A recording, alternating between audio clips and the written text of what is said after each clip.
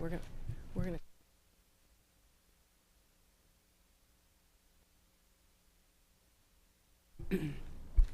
That's okay. Don't they look good? Soccer players.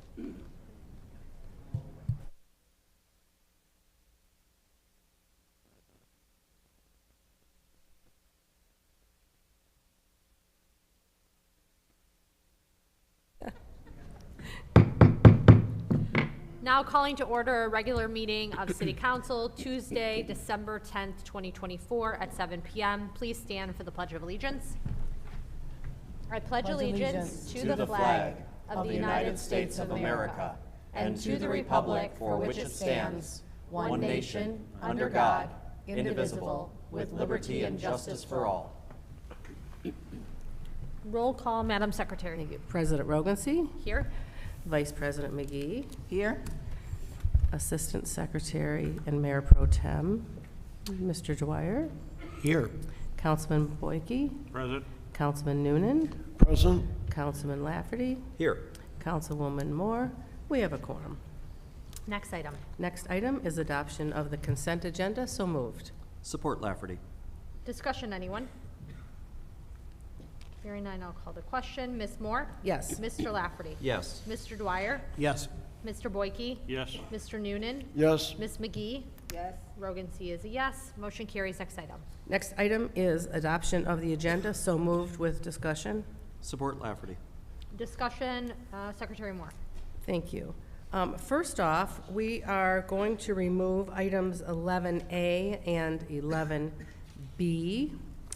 And we are adding 11G, which involves 7551 Prospect. Ms. Camp, what is the action on that item? There was a tabled nuisance abatement, so it's a request to approve the demolition of a house and shed at 7551. Do you have that written down? Yep. So I can have that while we read it. Okay. Request to approve the demolition of a house and shed at 7551 Prospect through the nuisance abatement program. So that will be 11G. As item 12B, that will be approving a settlement pursuant to the terms discussed in closed session in the matter of Macomb Daily versus City of Warren. And I believe that is it. Is Madam is Secretary, what was the item number 11G, and the 12B, 12B? the settlement? Yes, 12B.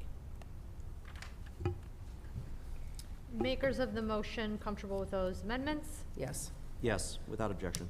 Any other discussion? Hearing none, I will call the question. Ms. Moore? Yes. Mr. Lafferty? Yes. Mr. Dwyer? Yes. Mr. Boyke? Yes. Mr. Noonan? Yes. Ms. McGee? Yes. Rogan C. is yes. Motion carries. Next item. Next item is calendar pending matters. Motion to receive and file. Support Lafferty. Discussion? Hold on just a minute.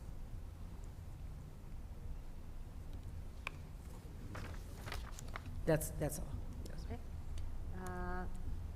All in favor? Aye. Any opposed?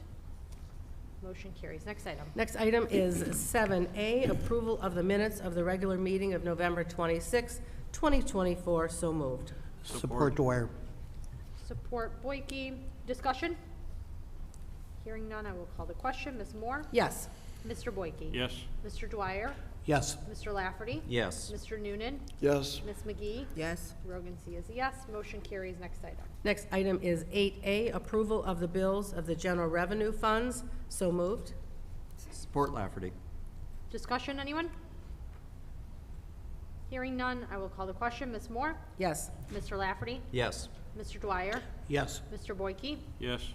Mr. Noonan? Yes. Ms. McGee? Yes. Rogan C. is a yes. Motion carries. Next item. Next item is 8B, approval of the bills of the water and sewer systems. So moved. Support Dwyer. Discussion? Hearing none, I will call the question. Ms. Moore? Yes. Mr. Dwyer? Yes. Mr. Boyke? Yes. Mr. Lafferty? Yes. Mr. Noonan? Yes. Ms. McGee? Yes. Brogan C. is a yes. Motion carries. Next item. Next item is 9, which is audience participation for agenda items only. Good evening. Members of the audience who would like to address City Council this evening may do so by filling out an audience form located at the right side of the stage. This is a reminder, per our council rules and procedures, you must write your name and address on the audience form or give your full name and address at the podium. You have 3 minutes. This audience is for agenda items only. There is additional time at the end of the meeting for general audience. First up is Joel Rutherford.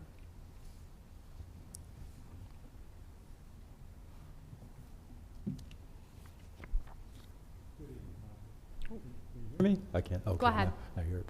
Thank you. This is for item 14A, requesting your approval to my appointment to the Downtown Development Authority. The reason why I'm requesting that is I'm a resident in Heritage Village, which is part of the Downtown Development Authority. One thing I feel is residents need to be more involved. We also need to have our voices heard. One of the things I've found from living in Heritage Village is when the PUD was approved, one of the things that was allowed was that we have what's considered substandard roads by the city. So therefore, we can't get snow plowing, we also can't get trash pickup. You know, this is something that was great for the developer. It's also great for the city because they still get the taxes. Unfortunately, it's not so good for the residents because we have to pay privately for both snow removal and also trash pickup. One thing I would like to see as well for the Downtown Development Authority is, I think for too long residents of Warren have accepted too little. I think we need to have more. I mean, a few years ago, I know Council President Rodency, you mentioned something about more of like an upscale place to go in the city. I think that's really needed. But I think what we also need is something that's family friendly, that's different than just the usual Coney Islands and Mediterranean type restaurants. You know, for the 3rd largest city in the state, I'm still surprised we don't have a senior citizen center. You know, we have an aging population, I'm one of them, but to me, I think it would be great to have something that, you know, is really geared towards seniors that they can call their own. I think also we need more recreation available. I think that'll help, you know, with some of the problems that we've been having, especially as far as when it comes to students and different things like that. But most of all, the residents need to really have a voice. We need to have a say-so. And the one thing I will tell you is this: I'll attend the meetings, I'll follow the approved budget, and I'll also make sure that what we do is within compliance of all laws and regulations of the city and the state. Thank you. Thank you. Next is Lori Harris.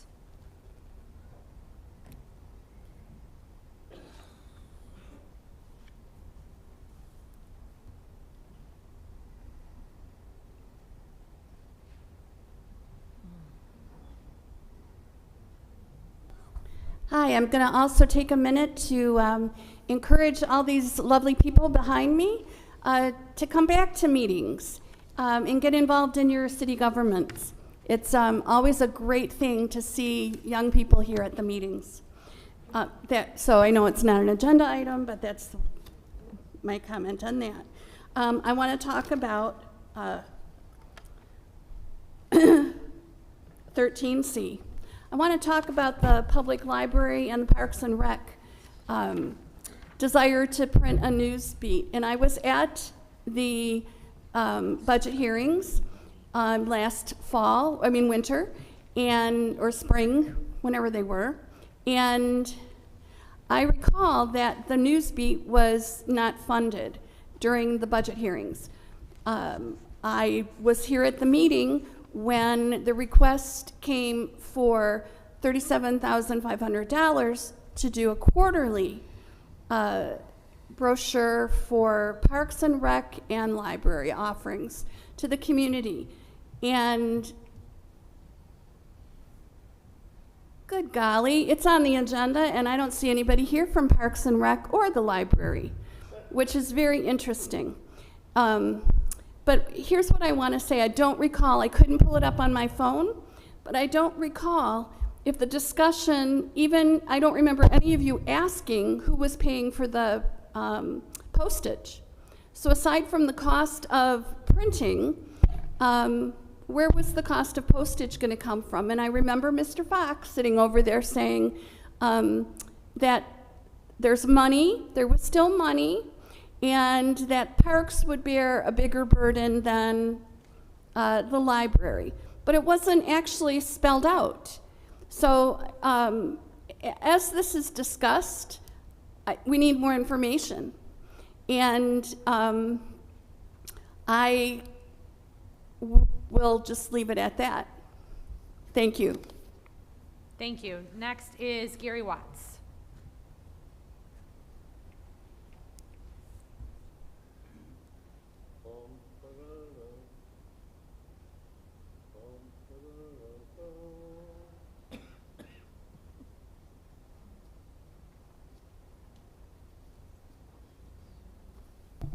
Good evening. Normally I don't speak out too much on this, but when I read the agenda this week and I looked at the backup documents regarding 14A,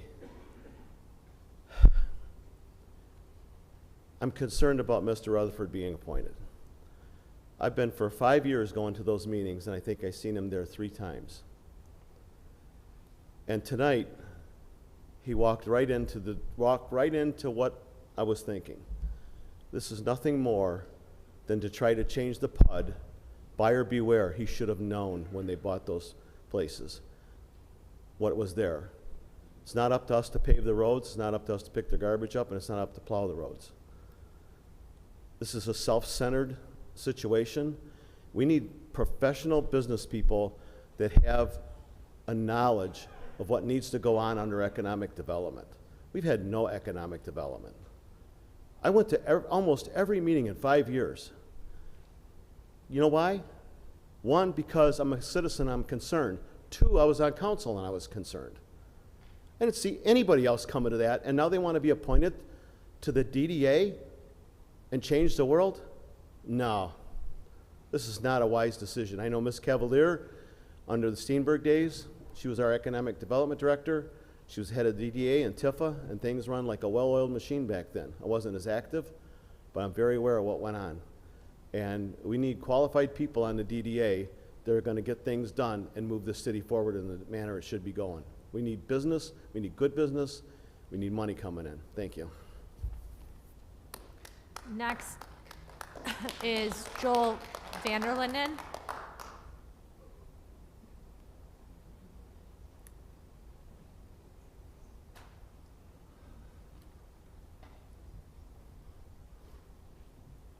Joel Vanlin, longtime Warren resident.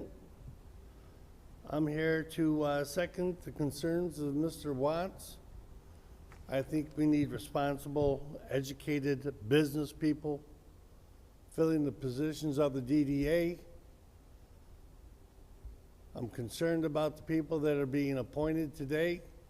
I think they have outside motives, personal motives for themselves and not for the citizens of Warren. I show great concern on these choices.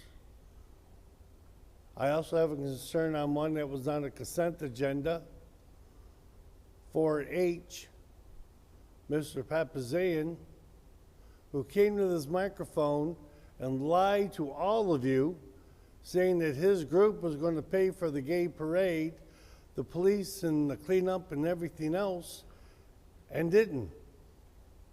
I think Mr. Papazian owes or should reimburse this city, this whole city, for the money that this city paid on our taxes for the overtime and the cleanup of those police officers. Mr. Papazian is not qualified for that position. Thank you. Have a blessed day. Thank you. That is the end of audience. Next item. Next item is 10A, resolution recognizing De La Salle Pilots 2024 Division II State Soccer Champions. If I could make a motion to approve the resolution. Support Lafferty. Thank you. And I'll just read the resolution very quickly, and then I'll come down and present it to you. Whereas De La Salle Collegiate High School's core principles are quality education, inclusive community, concern for the poor, social justice, respect, and faith. and in 1983, the school relocated to the city of Warren after purchasing Holly Middle School from the Warren Woods School District. Since its relocation to the city of Warren, the school and its supporters continue to invest and improve the facilities to provide its students with spiritual, intellectual, cultural, and athletic programs of excellence. And whereas the 2024 varsity soccer team demonstrated this athletic excellence by winning the Division II state championship by defeating Forest Hills Northern 4-1 at Grand Ledge High School on November 2nd, 2024. This victory is the 6th title win in school history, but the first in 19 years. The previous championship wins occurred in 1990, 1992, 1993, 2000, and 2005, and whereas Coach Thayer Mukhtar has been at the helm for all of the title wins. He's also the all-time winningest high school boys soccer coach in the state of Michigan with over 837 victories and elected 11 times as Coach of the Year in Michigan. And the 2024 varsity soccer triumph is not just the result of skill on the field, but the embodiment of the core values instilled in them at De La Salle Collegiate High School. The team's success serves as a reminder that greatness is achieved through collective effort and unwavering belief in one another, and now, therefore be it resolved that the City Council of the City of Warren hereby recognizes and honors the 2024 De La Salle Collegiate High School's varsity boys soccer as the Division II state soccer champions. Resolution declared adopted on this 10th day of December 2024.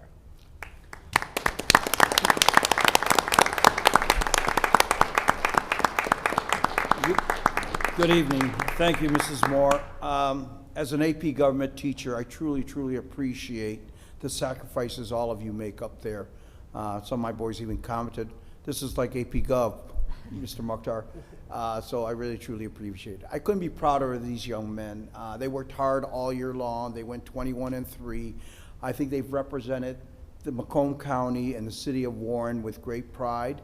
And I think just the amount of work, people have no idea how hard it is to beat out 118 other teams and be the best in the state of Michigan. They were not going to be denied. At De La Salle, we always teach our boys it's more than just a game, it's contributions. In my class, they always hear me say, give back to the community. That's the LaSallian way. It isn't about you. You're never judged about what you accomplish. It's what you give back. You see, like our soccer team, our football team, always doing things around the neighborhood, trying to make life easier for others. And in many cases, I'm proud of these young men because they're great soccer players and great athletes. I mean, these guys all ran 2 miles on around 12 minutes. That's how conditioned they are and how hard they train. But mostly what I'm proud of is the type of young men they are.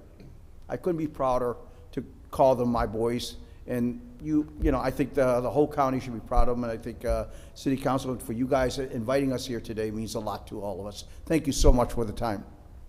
Thank you.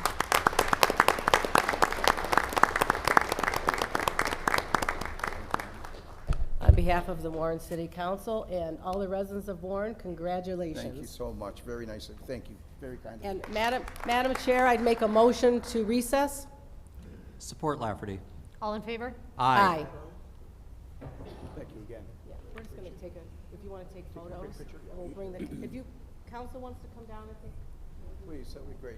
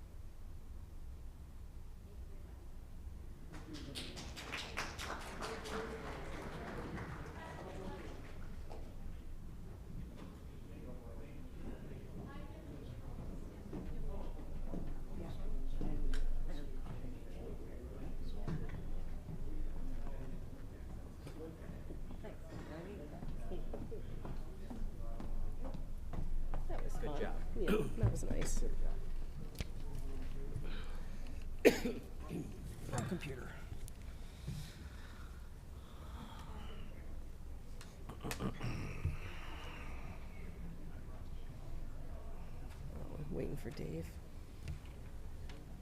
Where'd Dave go? He disappeared. Oh, no, he's here. Okay. Oh, Jeff. We don't need Jeff.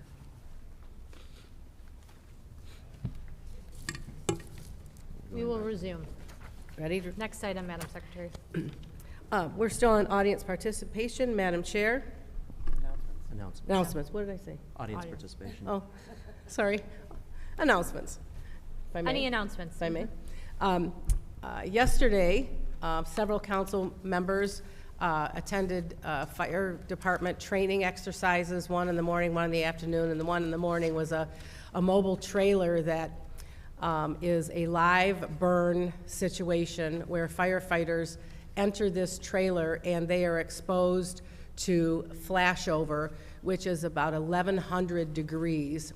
And this gives them an opportunity to judge and react in a real situation with fire. So that was very interesting. Along with that, I don't know how long ago, but we approved new thermal imaging cameras, and we were able to see them in action. It was just amazing. We were outside of these trailers, and we could see the firemen actually crouch down inside. So it's nice to see that something that we've approved, and everybody worked hard to pick out the right equipment, and we see it used for to do good to help our first responders aid our residents. So that was a really nice event. And in the afternoon, there was a demonstration of how quickly Christmas trees can just take, pardon me? Ignite. No, ignite. And they showed the difference in a room where there were sprinklers. And you can actually have sprinklers in residential homes. I didn't know that until yesterday. And they had a room that didn't have anything, and it was pretty scary. And they would ask that we remind everyone, if there's a fire in your home, get out, close the door, and stay out. Everything can be replaced but your life. And if you don't have a smoke detector, we've given those that information before. I forgot to bring it again today, but I'll put it again on our Facebook, especially this time of year.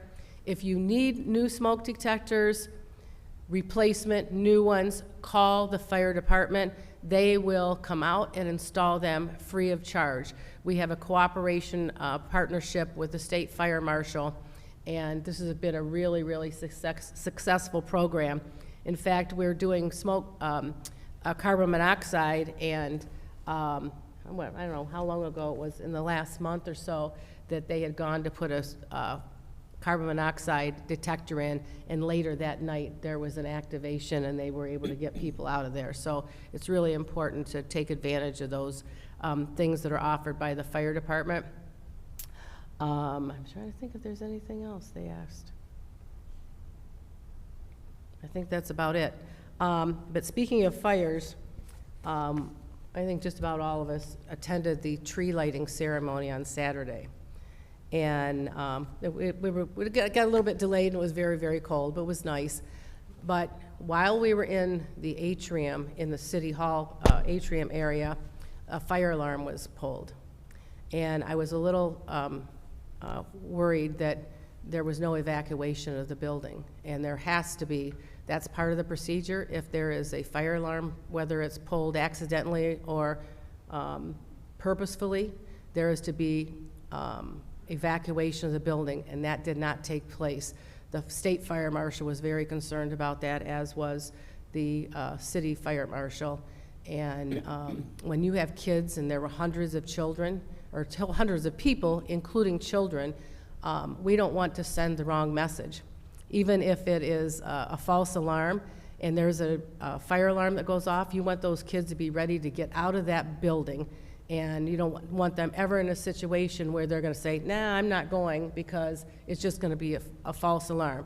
It's a bad message to send to kids. So we need to do better. Maybe we can train the city folks that put on these events that what they have to do in these situations, because we certainly don't want something tragic to happen. That's all. Thank you. Madam Secretary? Mr. Boykin. Can I just add a little bit to that? You say false alarm. Most people say false alarm, but it's actually not a false alarm. If the alarm was pulled or it goes off, it's working as it intended. It's up to the fire department to respond and clear the place and clear the alarm and reset it, and then everybody could come back in. But when the word goes out it's a false alarm, it spreads in a crowd and people say it's a false alarm. That's not true. The alarm went off, it went off for a purpose. Whether it was a fire in the building, in the eating ducts, or someone pulled the alarm, it has to be cleared by the fire department. And that's Mr. Boyke, thank you very much for correcting me. You are absolutely correct. We had the discussion yesterday, and I misspoke. Thank you very much. Madam President? Mr. Boyke, are you finished? Mr. Noonan. Thank you. So today I got a call from Michelle Catapodis about the Climate Action Plan RFP process, and they're planning on putting together a committee and forming a RFP committee for the Climate Action Plan. And then she was saying that at that point, it would come to the council to be put on the agenda to approve the RFP. At any rate, I thought I'd give an update on that. And also, today we have the first reading of the tree and vegetation ordinance, of the new tree and vegetation ordinance, 3 years in the making. And thank you, President Angela Rogensi, for having initiated that process. But I'd like to ask Jeff, I think that Jeff is going to be giving some modifications to it before we actually, I thought perhaps he could comment on that. During the item. Oh, wait for the item for that. Okay, Yeah. sure. Any Thanks. other announcements? We're making progress. I think that's the announcement. Thank you. Thanks.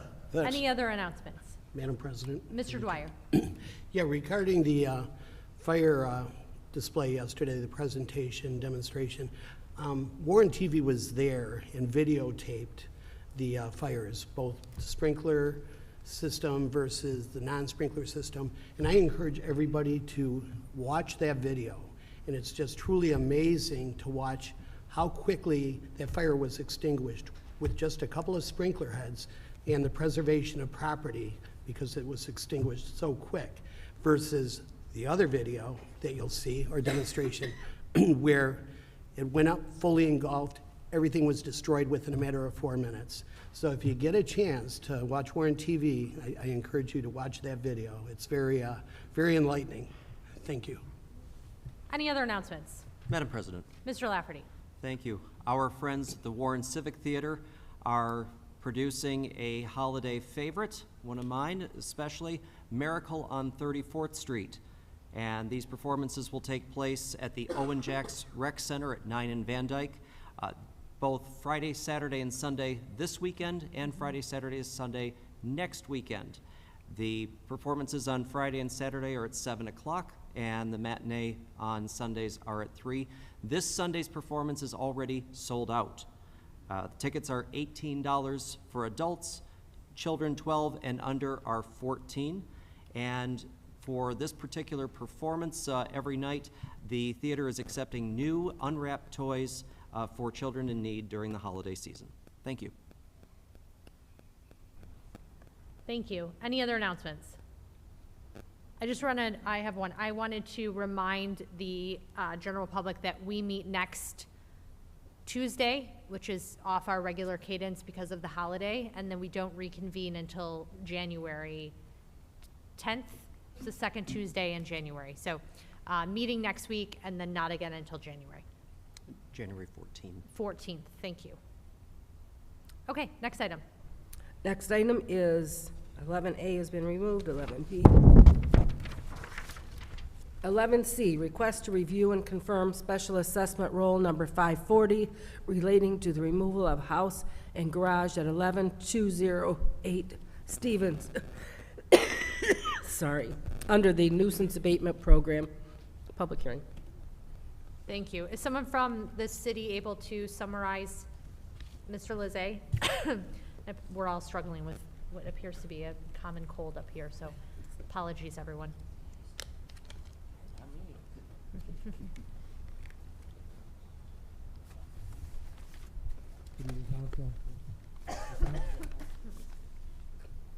Hear me? There Now we I go. can. Go ahead. All right, this is a fire damaged home with a garage, sat for a long time. The home has now been demolished by permit and it is gone. This is a special assessment placed on by public service on that. So the house is removed, garage is removed. Actually, the contractor did a beautiful job too. Really nice job on that demolition.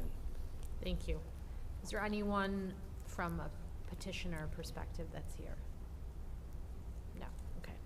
I will open the public hearing. Is there anyone from the audience who would like to speak on this matter? Okay, I will close the public hearing and turn it over to council for action. Motion to approve. Support Dwyer. I heard Ms. McGee support, Mr. Lafferty motion. Discussion, anyone? Hearing none, I will call the question. Mr. Lafferty? Yes. Ms. McGee? Yes. Mr. Dwyer? Yes. Mr. Boyke? Yes. Ms. Moore? Yes. Mr. Noonan? Yes. Rogan C is a yes. Motion carries. Next item.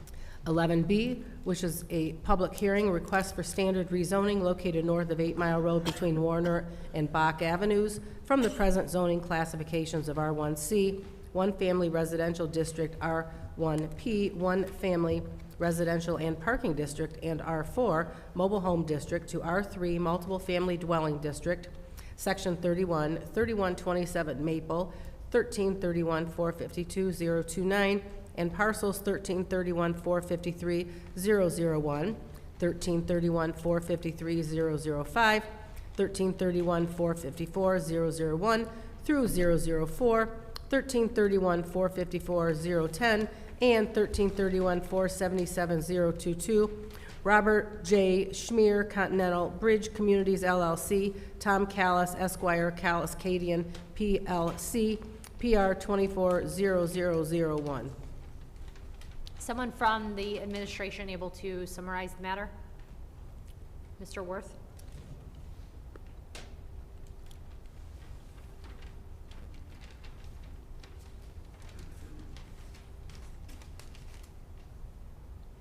Good evening, Madam President and Honorable Council. This is a standard rezoning where the petitioner provides a concept plan. It's not a plan that, I mean, we certainly would want them to follow it as closely as possible. But the proposal itself, when we're going to multifamily type of a district down in an area that in the master plan, it specifically is indicated as a redevelopment area in the city. And that particular area along 8 Mile Road is in need of that. This is a former trailer park, and it's not doing very well, needless to say. There's maybe 15% of the dwellings that were there at one time in the past. But planning department and the planning commission support this rezoning, and we do hope that city council understands everything and gets all their questions to their answers. So that's about Thank you. it. All right. Is the petitioner here?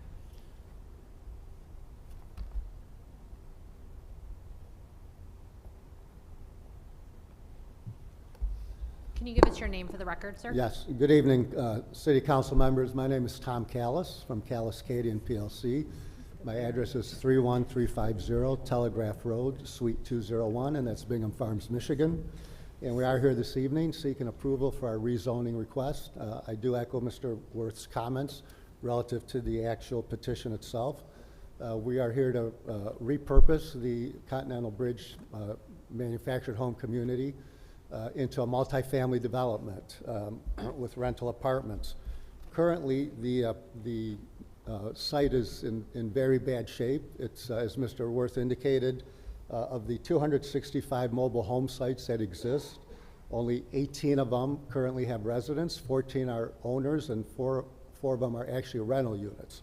So 18 total units out of 265 that are occupied. We're going to repurpose this site, redevelop it. It's going to be all new. Obviously, infrastructure, paving, landscaping, nice apartment units. It's an area that the master plan calls for this type of development, an infill, new residential type development. There is a demand for housing, obviously, throughout southeast Michigan. And we are going to come in and, the owners will redevelop this, repurpose it, and it'll be aesthetically pleasing. The Planning Commission did recommend approval. The Planning Department, I believe, also recommended approval. And I do have with me here this evening the developer, a representative from the developer, and also our engineer, should you have any questions. Other than that, we did submit a concept plan. We do acknowledge that if the rezoning is approved, that we have to go through formal site plan approval process and engineering, and obviously we'll be ready to do that if the rezoning is approved. So it's going to be a nice development. These operators and owners are nationwide developers. They develop all over. They're very skilled, very financially, able to do this. And obviously, it's going to clean up the area. It'll be a nice development, and we would ask the City Council to approve the rezoning petition. If there's any questions, we're here to answer them. Thank you very much. Madam Thank President. you. If you can sit nearby in the event that folks have questions, that would be helpful. Madam, Yep, one second. we have to open the public Okay. hearing. Sorry. I will open the public hearing. Is there anyone from the audience who would like to speak on the matter?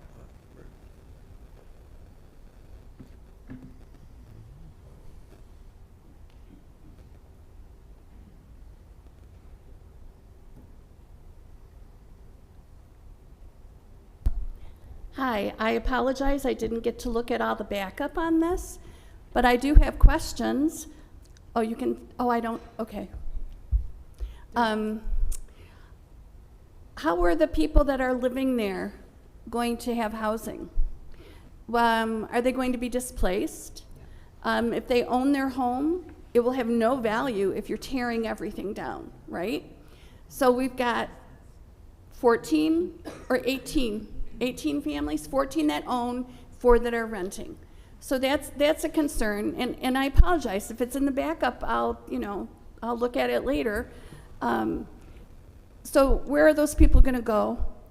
Is it even going to be affordable for them? Because my guess is they're there because they can't afford anything else, and they certainly can't afford an apartment someplace, or they wouldn't be there. How treed is this property?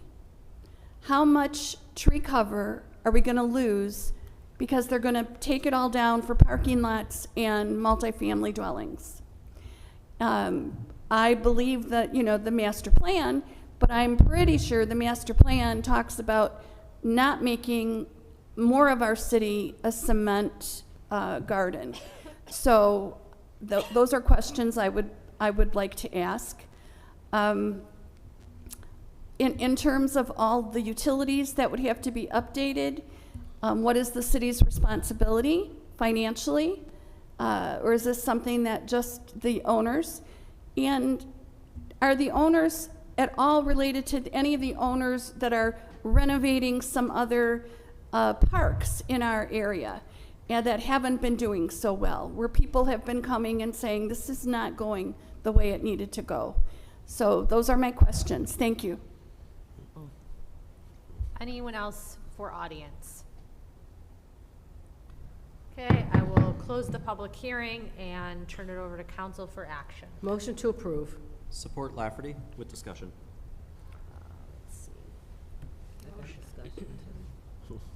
Mr. Lafferty and then Ms. McGee. I will yield to Ms. McGee. She did speak earlier. Okay. Thank you. At first, I'm sorry, I didn't get your name. Mr. Callis? Mr. Callis? I know we had spoken at the time that you had came to the planning meeting. Mr. Andre Duche, who's one of the commissioner, has also spoken. It was around 18 people that showed up who live in that area, who stated that they were either disabled or could not afford to move at that time. And you had informed us that you would communicate with them on a regular basis, you will have meetings with them, Yes. in which you invited me to attend, and that you will also try to assist in working out something with their moving assistance in the Yes. program. Have you guys put a plan together or had a meeting regarding this? The developer is here, Mr. Kassab, he can answer that. I'm the attorney, so I haven't had any communication with the residents. We've left that up to the developer, and they're going to, as indicated at the planning commission meeting, before anything even, takes place with respect to actually developing the site, it's going to take, quite some time. Obviously, you get site plan approval, engineering approval, permits and all that. You're talking 12, 18 months minimum Right. before anything ever happens. So it is a plan of the developer, and again, I'll let Mr. Kassab speak to that, to work with these residents, help them relocate. I believe there's a community just right up the road also, look at openings in that area. But, he's here and he can answer your question more Okay, thoroughly. I would like that. Yes. If you could come to the microphone. Good evening. And your name, sorry. Sure. My name is Mark Kassab, 31550 Northwestern Highway, representing Continental Bridge Communities LLC. So, and I apologize, Madam, that I don't recall if I was in that meeting or not, but I don't think you were. at the last Planning Commission meeting, there was some discussion regarding assistance to the residents. And some of these residents, as we know, have been there for over 30 years at this park. And there is state legislation that we would follow that is required to give the residents a 1-year notification upon a change of use. We certainly will oblige by that. As Mr. Callis had stated, we're probably 18 months. And unfortunately, these homes, based on my knowledge, cannot be moved because of their age or condition. They have numerous what they call bump outs in the home, so they add on to the house. So most manufactured homes are a rectangle, but you add on to it and it becomes very difficult, if not impossible, to move it. So we'll be working with the residents upon approval of the rezoning to provide them the proper time, to provide them the proper assistance. And one of the comments from the young lady that was just up here as well is we're also looking to see if we can get them first in line for the affordable housing or attainable housing that we're looking to provide as well. So certainly there's 12 people that own their homes today, 4 renters within the park, roughly under 5% occupied, but 136 homes that need to be demolished within the park that are existing on site today, vacant. I hope that answers your question. Madam President, if you could put me into lineup. Yeah. Ms. McGee, you still have the floor. No, I'm done. You're done. Mr. Lafferty. Once again, I'll defer to Mr. Noonan. He also spoke before I did.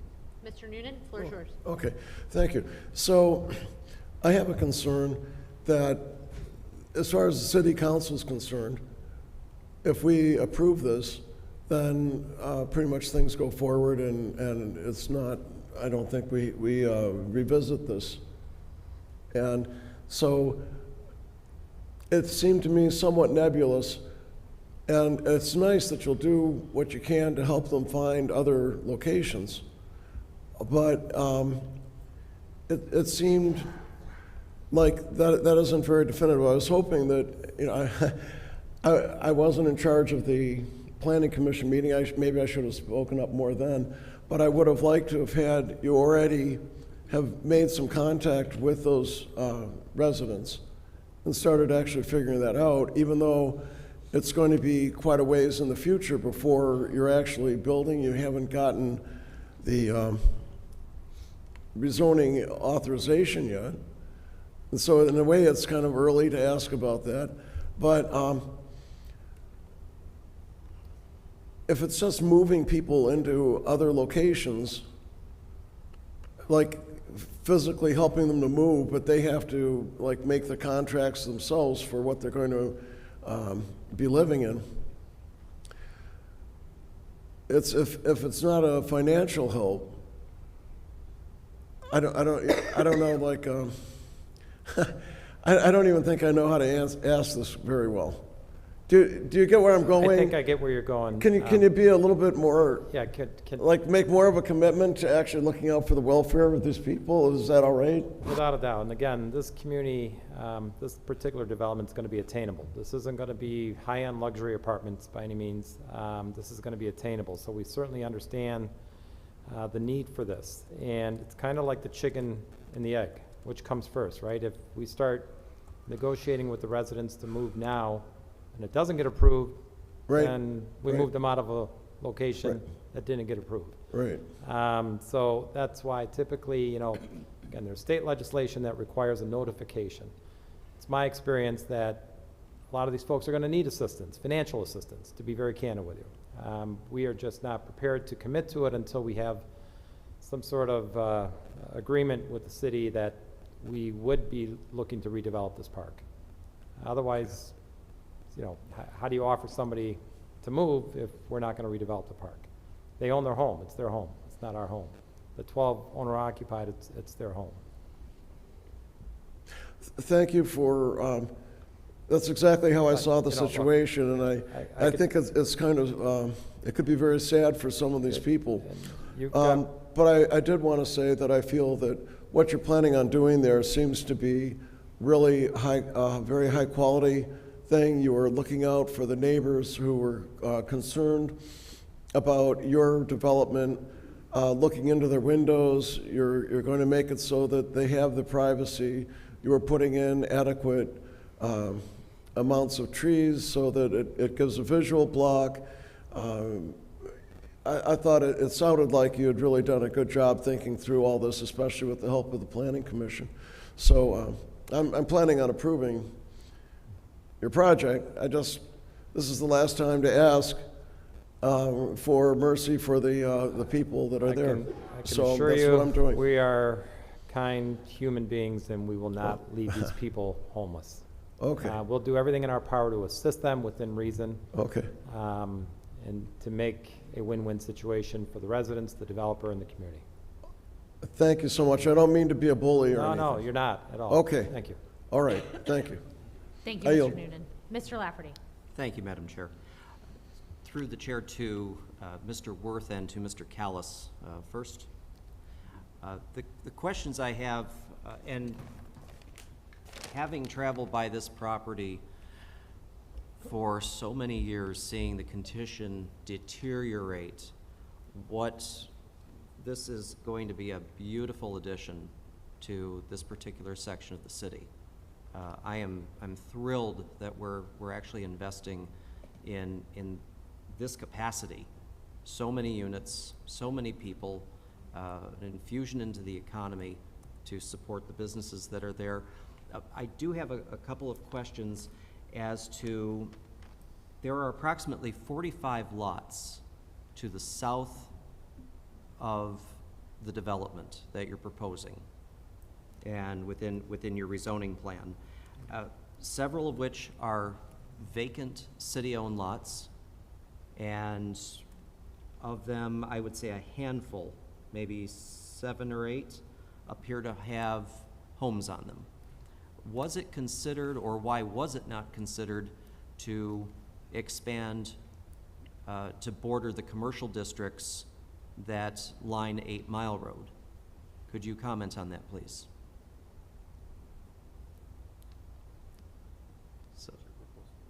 So we did discuss the community-owned lots, the city-owned lots, I should say, and we don't own them, so we couldn't include them within the rezoning.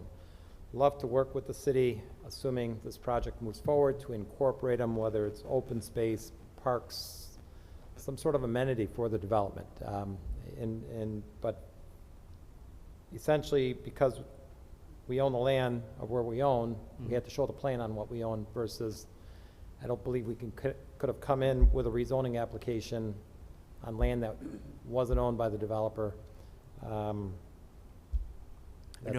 understand that part. Yeah. What I'm asking is, as from a development standpoint, was it considered to purchase those properties, look at acquiring those properties for expanding or potential expansion of your project, either now or in the future? We certainly would have an interest if that was available. Okay. Yeah. And the reason I ask, we've had this before where several of our developments have come in phases, and they've shown here's the grand picture. We're doing phase 1. This is phase 1. This is what phase 2 and phase 3 look like. Looking at this, and Ms. Moore, I've immediately thought of the land bank. We have city-owned lots that are completely vacant. They're providing no taxable value to the city. We have other underperforming properties that, if acquired by the land bank, could then be turned around and used for this type of purpose. This is a showcase of what a land bank could do for development and helping serve a public purpose in enriching the city, especially in an area like this. So I wanted to make sure that that was on the radar. This council passed a land bank resolution. We're waiting for Mayor Stone to sign that. And so as soon as that's done, we can begin looking at how to move properties, underperforming and the vacant properties, into the land bank to facilitate such developments like this. Love to have that opportunity. Thank to you. include them. Other than that, I've driven through this. This is going to be a terrific setup. Through the chair to Mr. Worth, for public notice on the rezonings. Were all of the homes that border both to the south and to the north, were those within the state guidelines for notification? Yes, of course. Okay, so they were all met the 300-foot requirement? More than that. We go 350, so we're not going to make any mistakes. Excellent. And just and I read through the notes, the tenor of the comments, whether, as far as, acceptability of the plan, and I know that I don't want to venture into site planning, but, the overall purpose, was it positive, neutral? No, this is extremely positive. Okay. In what we are looking for, and remember, this will, if approved by City Council, it comes back to the Planning Commission and the Planning Department, and you know how we operate. I do. We're tight on this, and we've also in the past had situations dealing with people who already live there, and we have a tendency to oversee that real closely. We're very sensitive to that situation. Absolutely. Yeah. Thank you, sir. You're welcome. Gentlemen, thank you. I have no further questions. Any additional discussion? Okay. Hearing none, I will call the question. Ms. Moore? Yes. Mr. Lafferty? Yes. Mr. Dwyer? Yes. Mr. Boyke? Yes. Mr. Noonan? Yes. Ms. McGee? Yes. Rogan C. is a yes.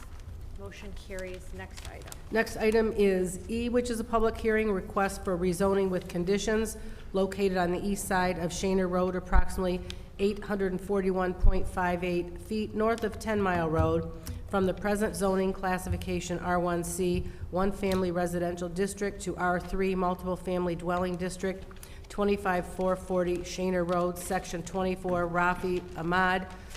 Council, as you were given at the beginning of the meeting, a modified version of this. Mr. Lafferty, I believe, worked with Mr. Worth, and they worked out, Ms. Michaels might have been involved, but they did make some changes, so you have the new one in front of you.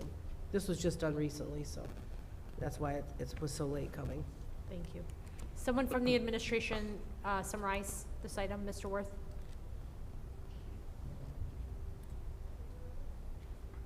And perhaps highlighting what has been changed in that document, if at all possible.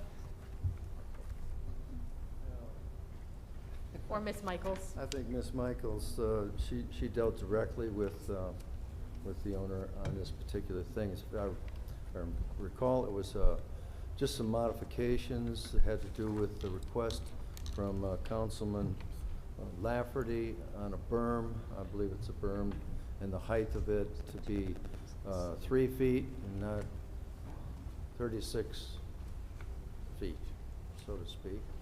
And what was the other part? Come on up.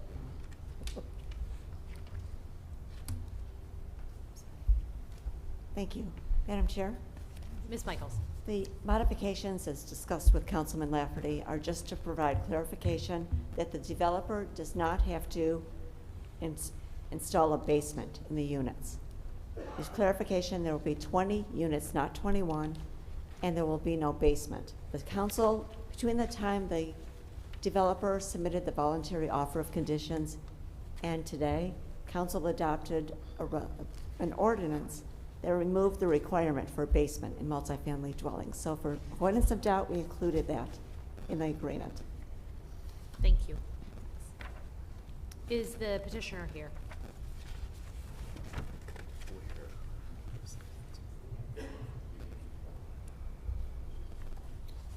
Good evening. My name is Jeffrey Graham. I'm the project architect. I'm representing the Hamad family. The Hamad family is, they're very familiar with Warren since they've had a primary business in this city for many, many years. What our goal is to build a small apartment complex consisting of 2 buildings for a total of 20 apartments. We've been working very diligently with the planning department as well as the neighbors and have sort of fine-tuned a conceptual site plan that we hope that that we feel would fit very well in with this community. The rezoning of this property would allow a higher residential density infill development along one of your major roadways, which is Shaner Road. We also, by doing it this way, you've also eliminated the possibility of an even higher density of use, such as an office or commercial property that would back up onto the other residences on Industrial Road. If you look at your master plan, the one that was developed in 2021, they've actually called for this area to have what they call a missing middle residential development in this, that they think that they need to go between the commercial and the single family homes. And so this development actually, this concept actually fits very well in with that plan. We also understand that there's quite a bit of time, quite a bit of other work left to do before we can move completely forward, such as getting our site plan approval and also do site engineering and et cetera. I would like to mention that the next item on your agenda is also concerns this property. The road that's behind us is called Industrial Road, or anyway, it was initially designed for a access road to a very large industrial area. That industrial area was never built. So, so the roadway, which is, has an extra 50 feet alongside of it, that is basically vacant property. And in order for us to make our property work, we would like to have that property vacated, and that topic will be discussed in detail next. But it's also an integral part of what we're doing. Thank you. If you all could stay close by in the event that we have questions. No problem. I will open the public hearing. Is there anyone from the audience who would like to speak on this matter?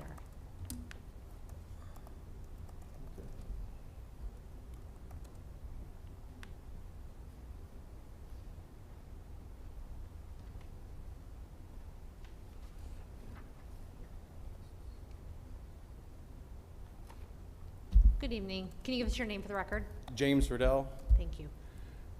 So I've been a resident of Warren for over 14 years on this street. And we were here probably 13, 14 months ago. And I don't know if you some up there remember, but they proposed plans that looked like a Motel 6. You guys will probably remember that conversation.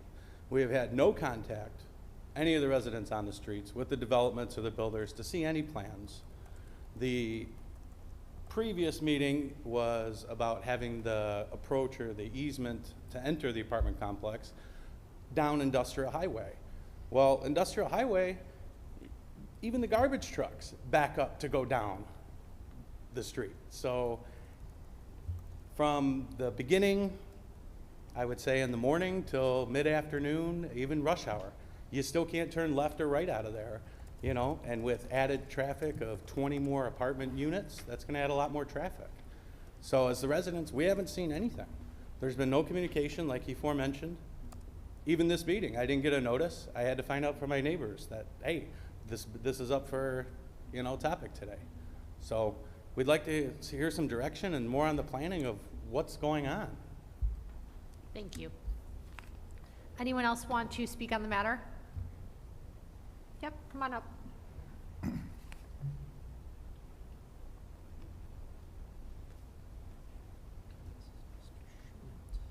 Good evening, council members. My name is Rick Schmidt.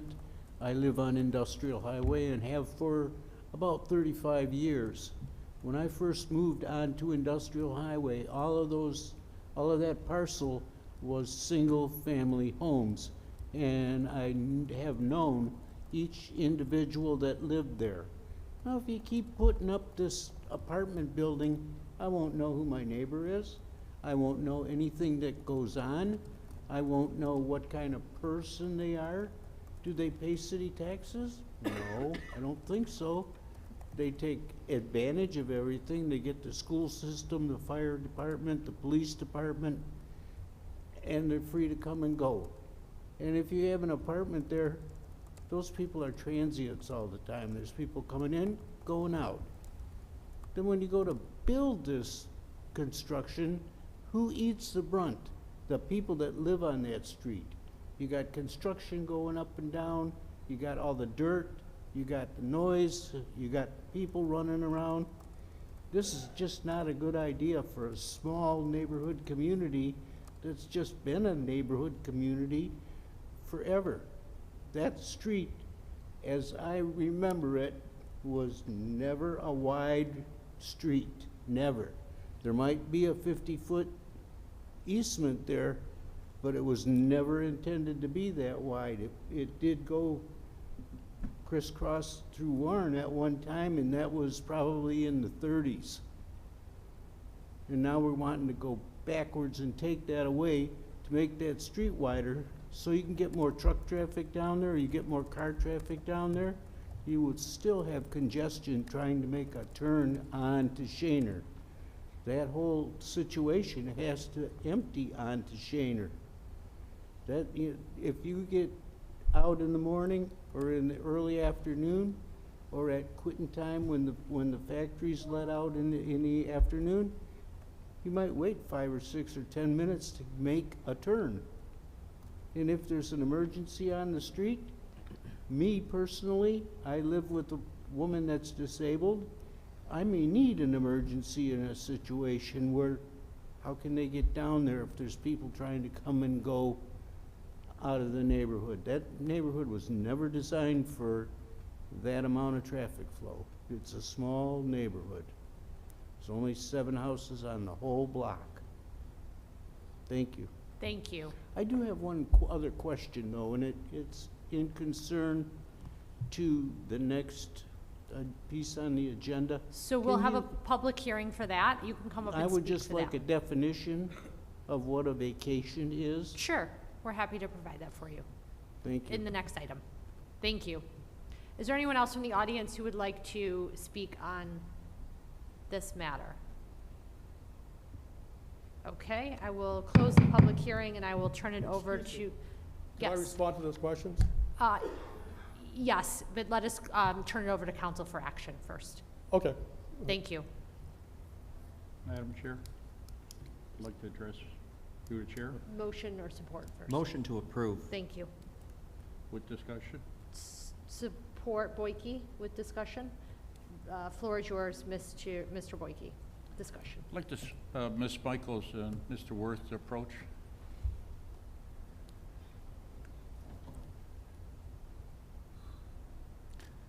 Has there been any traffic study done for this project or on Shaner?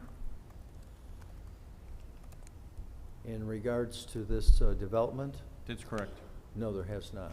Okay. I'm very familiar with it, the problem they're having there, all the way from 10 Mile to 11. There's no center lane. So if you have a southbound vehicle coming down Shaner and wants to turn into this complex or an industrial drive, they actually block the lane. And it's very hazardous. We had a fatality right in front of Myers a year ago. I asked Macomb County, it is a county road, I asked them to do an engineer, they gotta do an engineering survey first. But I think that the concerns of the residents are legit. I'm also getting the complaints from residents that live on the east or west side of Shaner between 10 and 11.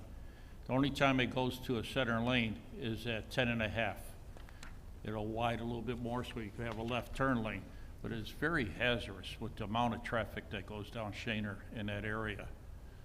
And I don't know if that's a requirement to be done for a project, but I think there is a definite concern from the residents on this. And I'll yield back. Thank you. Discussion, anyone else? Madam Chair. Mr. Lafferty. Thank you. All right. And looking at the minutes from the planning department, Mr. Worth, it was, and Mr. Graham even stated that back in December of 2023 that they were in constant contact at that time with all of the neighbors and that all of their needs had been met. Now, back in September of 2022, when this originally came to us, the gentleman that spoke earlier and said that this looked like Motel 6 was not kidding. And we were not at all in favor of the development at that time. And I've looked at, I went back and looked at the recordings from those meetings, refreshed all the notes, and based on the comments from the December meeting, and there is no egress from onto Industrial Highway. There's no egress or ingress to this site, and so there should not be any additional traffic along Industrial Highway, even with the vacation of the street. And I'll get to that in a moment. There are 4 driveways that are presently available onto Shaner Road, and those are being consolidated into one central driveway. Is that correct? That is correct. Okay. And so all of the traffic from this site is going to be filtered out directly onto Shaner Road, whether they're making a left or a right-hand turn? Yes. Okay. With regard to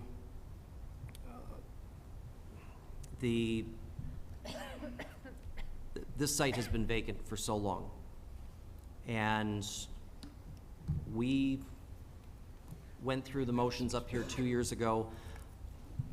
We put this back into the developer's hands. Ms. Moore made the motion to send this back to the planning department, and it was at the request of the developer himself at that meeting to table this because he saw that the plan was not going to come to fruition at that point. It realized, hey, this is not the plan that we need for this site. Now, other than the comment that Mr. Riddell had said, concerns me that there's not been any recent contact, but from everything that I can see with the changes that were requested, the proposed berm, which you clarified in the agreement, you have sight lines. These are the extra long lots that abut these properties. The berms, these are evergreens, as I understand them, on the site plan, which is not, again, I don't want to get into site plan territory, but overall vision, it appears that all of the concerns from 2 years ago, including a complete redesign of the elevations, they look like individual homes that are stacked together. They're townhomes. And so very attractive looking homes. I can't disagree. Yes, you're going to have people that typically look to middle housing, may not be the long-term residents, but we have a desperate need per the master plan for middle housing. And I think the site is absolutely suited for it. And I was encouraged that all of the changes that the developer had made, looking at all these plans, were to satisfy the residents that lived right across the street. That's my understanding as it is tonight. So, Ms. Michaels, thank you for meeting with me this morning. Curious, on the rezoning agreement, the requirement for basements, can you point out to me in the revised copy where that is? I haven't had an opportunity to look for that. Certainly. Page 2 at the bottom. It appears in red. Oh, ours is all black and white. I'm sorry. Sorry, All I right. thought it was Basements will not be required pursuant to the ordinance. And then the condition number 2, the proposed units is 20. And then the call for the construction, Mr. Worth, the 36-inch berm, as it was called out in the conditional agreement, what was, you mentioned earlier, I don't believe I heard you correctly, what is the actual height of the berm?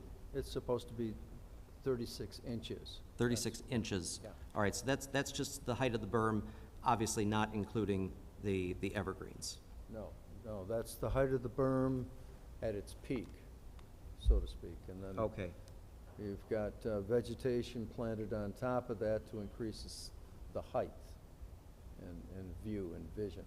All right, because the plans that we were given call for the 18-foot wide, 5-foot tall berm.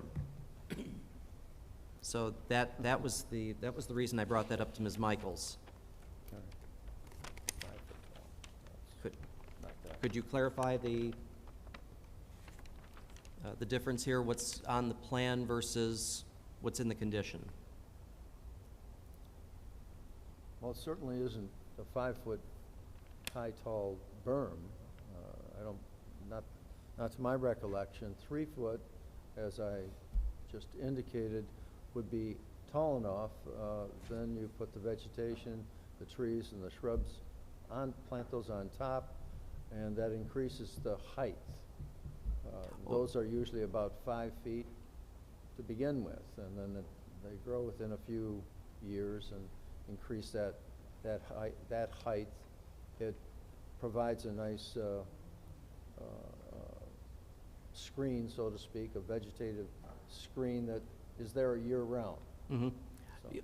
Right, but I guess my question, just for clarification, the 5-foot tall landscape berm that's called for on the plan is the minimum height of the vegetation on top of the 36-inch berm at the ground level. Well, it's, we could interpret it that way, but I can't answer for sure that that's the exact wording. I mean, maybe the agreement could be looked into differently. I didn't have a chance to look at the agreement myself, but I thought that it was pretty well straightened out here, handled going to 3 feet. Okay, and but then just that way.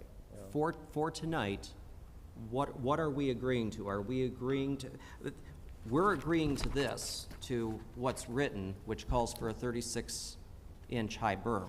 That's what they're saying. But the plans that we were provided calls for a 5-foot berm. So I No. just wanted to know, between you and the developer, what are we being asked to agree to tonight? The developer is requesting a 36-inch high berm. Okay. And that's a document that Ms. Michaels just showed me. Okay. All right. And we agree to that. And these requirements and regulations that they're listed in that agreement will be fulfilled in the site plan approval process, strictly, unless something needs to be changed. All right. All right. Thank you for that clarification. And again, Ms. Michaels, I appreciate you having this for us tonight, as opposed to doing this after the fact and during our reconsideration period. This is very much appreciated. Mr. Boyke brought up an item about the traffic, and 2 years ago, we brought up the very same concerns, that Shaner Road needs to be expanded. Ms. Rogency, you mentioned the same thing, and at the time, we asked you to contact Macomb County Department of Roads, asking them to expand the road. Obviously, that hasn't happened yet. As a part of this, I'd like to ask that the city send a letter to the Macomb County Department of Roads. We asked, it was needed in 2022, it was needed when Myers went in, prior to Myers going in, it was needed. It was needed when the Constitution subdivision went in, and it still hasn't happened. So I'd like to ask for a letter to the Macomb County Department of Roads to renew our request for a widening of Shaner. It's holistic. It's not specific to this project. It's needed across the board. And I think anywhere from 10 Mile all the way north to 14 Mile is probably an expansion that would be required by this point. So I'd like to ask for that as well. But other than that, if all of the concerns from 2 years ago have been satisfied to the residents' concern, I see no reason to not move this forward. The vacation that is the next item gives us the additional footage necessary for the berm and the parking. Is that correct? Yes, that's correct. Okay. All right. I have no other questions. Any other discussion? I have echo some sentiments about the traffic. I live up the street, and so go down that stretch. It's very dangerous if you try to go to the grocery store, if you're coming north, if you're not driving south and turning right in. So I imagine that is going to continue to get congested. I feel tremendously for you all in that this property is sitting there and that this continues to come up, and you perhaps don't feel like you have as much of a voice on what is happening in that piece of property. But I was just driving by it, and I was just driving by it today and thought, what a shame that we have this piece of property that has a bunch of litter and trash on it and is sitting vacant within the city that has the opportunity to serve some purpose other than just sitting vacant. So I echo Mr. Lafferty's sentiments that as we move through this process, that a light needs to be looked at, some other mechanism to control traffic, because it is only going to get far worse for folks trying to come and go with no center lane and the addition of a driveway. So I don't know how we, beyond a letter, do that, but would love to see Macomb County Roads figure out a way of managing that. If I can add to that, City Council should send a request to the administration, and then that'll be forwarded to whomever to communicate with the road commission or the county roads, so to speak. And they're responsible for that. It's their road. And I can tell you, I've talked to those people. They know that we've requested that. I can't answer for why they haven't even reacted.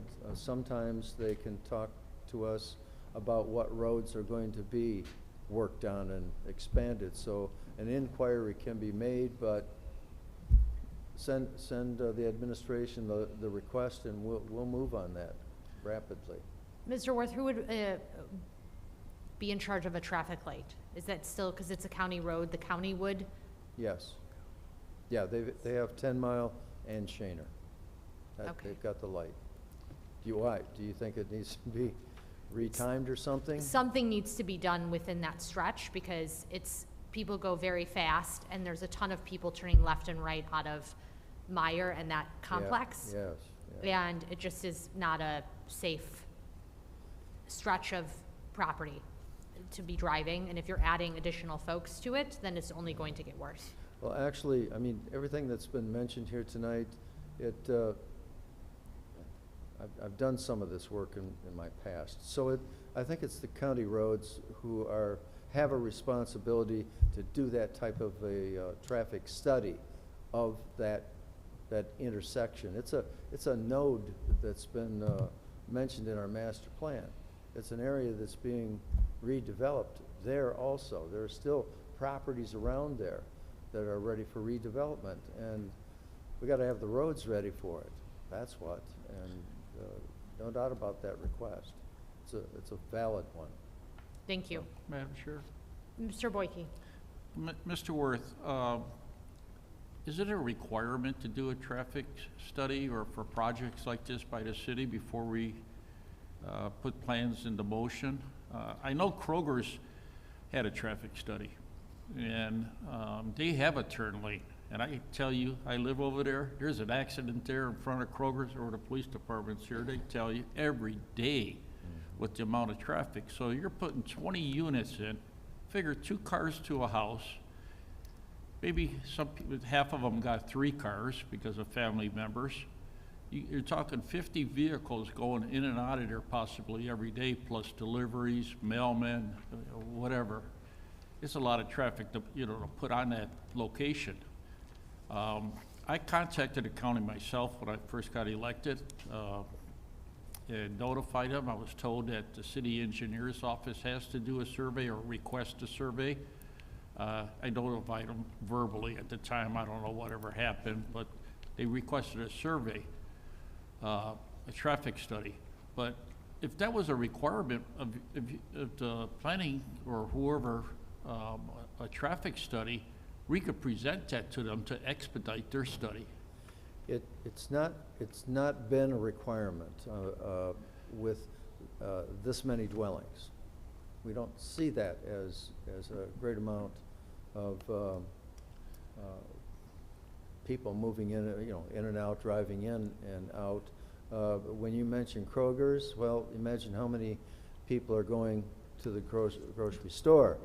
And it's about, I understand that. Many more there. This is right across from Myers. Well, I understand, and you've So got to you got to take into consideration Myers. With Myers. Myers. All I can tell you is Very drive it sad. every day, and you'll see what I mean. And we just want to get it done in the right way to get, channel Absolutely. it. Channel it. I'll look into it Thank you. personally. Absolutely. Yield back. Mr. Lafferty. Thank you. I apologize. I realized I had one more item.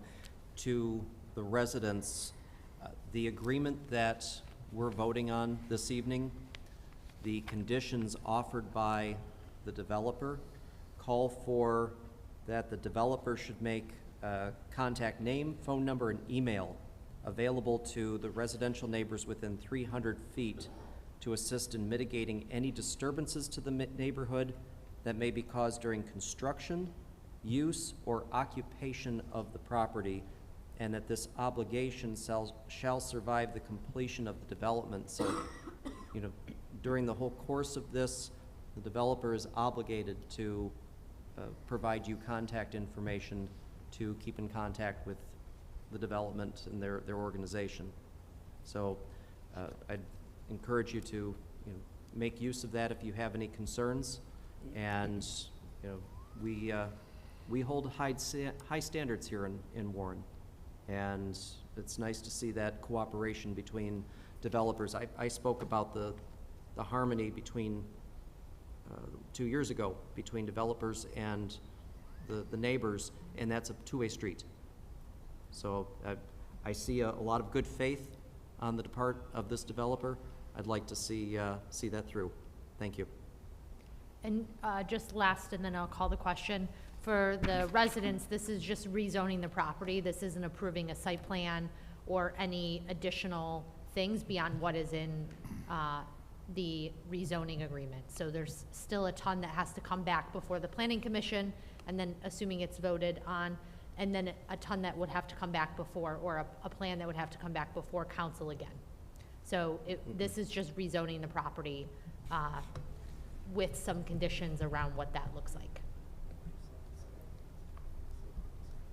Oh, site plan does not come back to us, just the planning commission. Thank you for correcting me. Sorry, I misspoke. Does not come back to us. It will go to the planning commission for approval. And so that is, will get noticed, the folks? Yes, notice will go back out to the residents again, and the planning department is available at any time. They have any questions, they can call us also. Thank you. And we'll answer. Thank you for correcting me, Mr. Lafferty. Sorry for misspeaking, everyone. I will call the question. Mr. Lafferty? Yes. Mr. Boyke? Yes. Mr. Dwyer? No.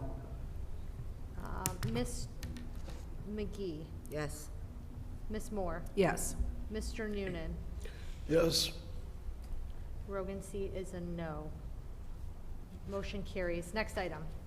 Next item is 11F, which is a public hearing, industrial highway right-of-way vacation located on the west side of Industrial Highway between Shaner Road and Malvina Avenue, Section 24, 25440 Shaner Road, Rafi Ahmad. Mr. Schroeder, before Mr. Worth comes up, can you provide the definition of vacation for this gentleman, if you have it? Sure. Vacation is a situation where you have a public right-of-way or a public space that is being vacated, so it will no longer be owned by the public. I know Mr. Worth can probably give more details as to actually how that would work in this particular case, but it's vacating it as in this case, it says highway right-of-way vacation. So I know Mr. Worth can probably give a little more detail on that. Thank you. Mr. Worth, can you summarize this item for us this evening?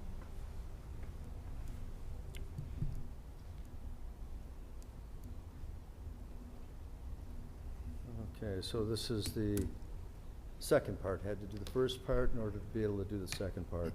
But this is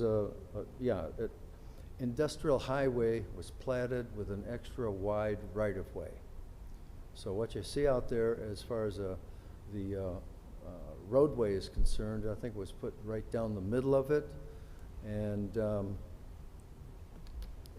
so in this case, there's extra land to be added, about it's 30 feet, that would be added along the west side of Industrial Highway to that property for the purpose that was mentioned here earlier, and sidewalk, and for, I believe, sidewalk, and the berm and screening and that type of vegetation that help screen it. It's actually, I think the people, I hope, along Industrial Highway that are there might find it maybe a little quieter, because sometimes that's the result from this type of application. But vacating that part of the right-of-way will not affect the existing roadway at all. No change. So, thank you. That's what I have to Thank say. you. Does the petitioner want to speak? Excuse me? I said, does the petitioner want to speak? Yes. Yes, hi, my name is Jeffrey Graham again. I'm the project architect. Yeah, this, to be honest, the vacation of this property is integral to the design, and without it, it would leave. You have to keep in mind the awkward shape of the property, and so this makes the property usable. Whereas if we didn't have this, then the triangular shape is not a very good size or shape for a rectangular building. So that's why we're asking for this vacation, and we appreciate if you would consider it. Thank you. I will open the public hearing. Is there anyone from the audience who would like to speak on this item? Okay, hearing none, I will turn it over to council for action. Motion to approve. Support. Support more. Discussion. Hearing none, I will call the question. Mr. Lafferty? Yes. Ms. Moore? Yes. Mr. Dwyer? Yes. Mr. Boyke? Find it's interesting, We're- you're looking at the right-of-way Mr. Boyke, instead we're, of Shaner. No. thank you. Mr. Noonan? Yes? Ms. McGee? Yes. Rogan C is a no. Motion carries. Next item. Next item is 11G, which was tabled to today. Request to approve the demolition of a house and shed at 7551 Prospect through the nuisance abatement program, consideration and adoption of a resolution. I believe we had a public hearing at that time. Motion to remove from the table. Motion to remove from the table? Support, Mr. Lafferty? Ms. Moore is a motion. Yes, support Lafferty. All in favor to remove the item from the table? Aye. Any opposed? Okay, motion is removed from, or item is removed from the table. Madam Chair, Yes. if we could have Mr. Lizay explain where we're at, please. All right. Hello again, council. Today I reached out to, I left a voice message with the owner and a person, last time we were here, we had a gentleman that had a church group that was going to help this homeowner. So I did have I called him and left a voice message with him today. He did call me back, and he spoke to me right about 4:30 today. And he is still, his intent is still to keep helping the homeowner through this church group. And right now, so basically he wants to continue. I wrote a few notes here. He's still actively getting help. He is recently replaced the front window, which was broken, so to secure the home. He is reaching out to a roofing company right now that may work pro bono to donate materials and labor for the roof. He also, right now, currently has an HVAC company is trying to line that up as well. So he's using this church group to try to help the owner, who I think she really needs some help. After speaking with the gentleman from the group, made it sound, really emphasize how much she really needs some help with this. So he did reassure me that he wanted to keep actively trying to help her with assist in getting this house back to code. What's your thoughts on the? Well, at this point, I mean, I believe this gentleman. I've spoke to him a few times about this. I mean, I don't think the owner herself has the means, the funds to do this. She desperately needs this help. I don't think, without this help, I don't think she can pull this off. But I think this gentleman reassured me that he would continue to help her. So that was how my conversation went today on this. Okay. So. Thank you, Mr. Lee. Yeah. Action from council. Motion to table again? Well, before I do that, I made the motion to table. you just made a motion to table.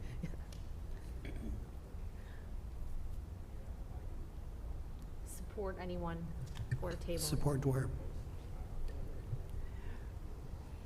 I will For how call long? the question. For how long? Yeah, till what time?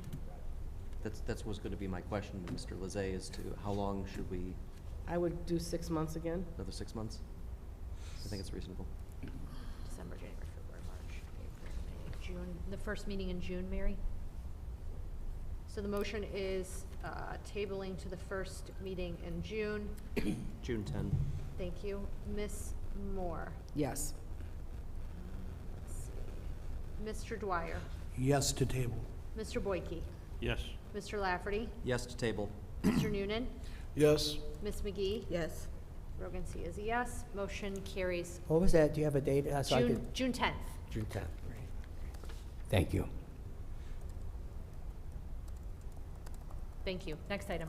Next item is 12A, consideration and adoption of a resolution approving a 2-year extension for consulting services for the City of Warren defined contribution, deferred compensation, RHS, and Roth IRA plans, RFPW 9632. So moved. Support Lafferty. Discussion?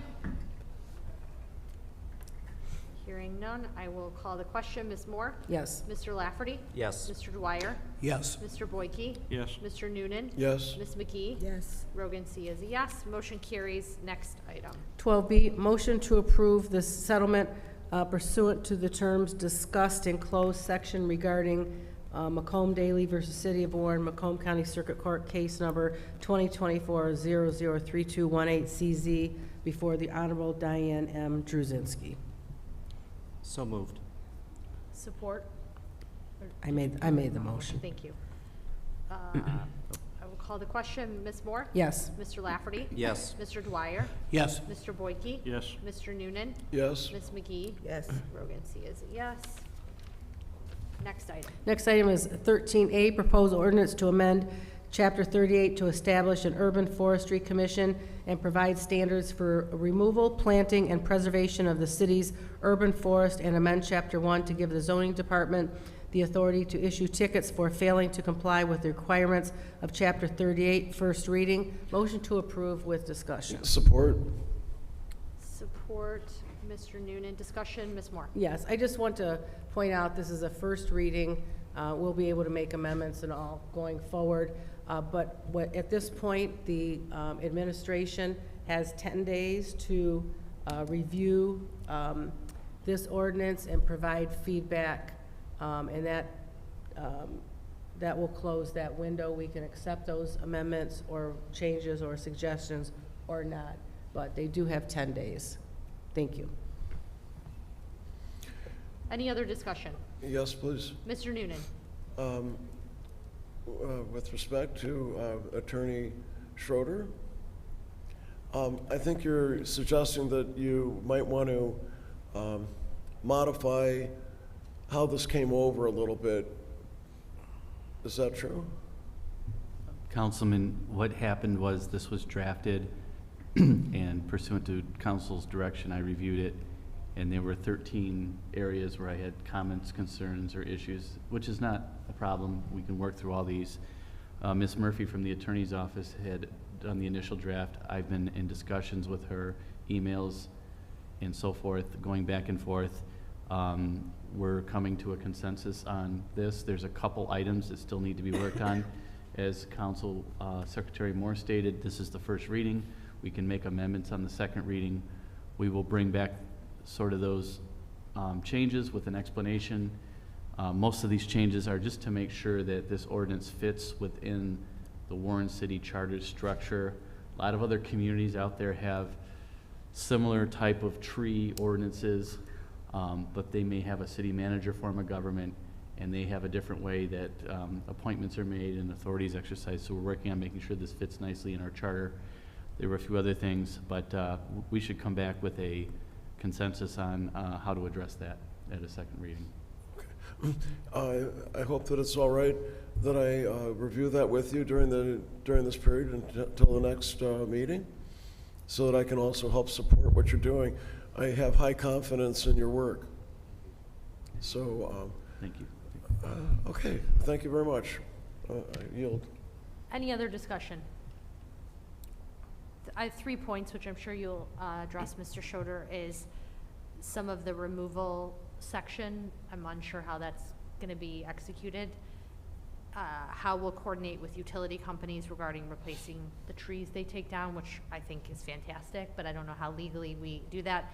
And then I love the right-of-way planting program and want to know if that can be included for 12 and Van Dyke, because that boulevard there is, median is horrible, so.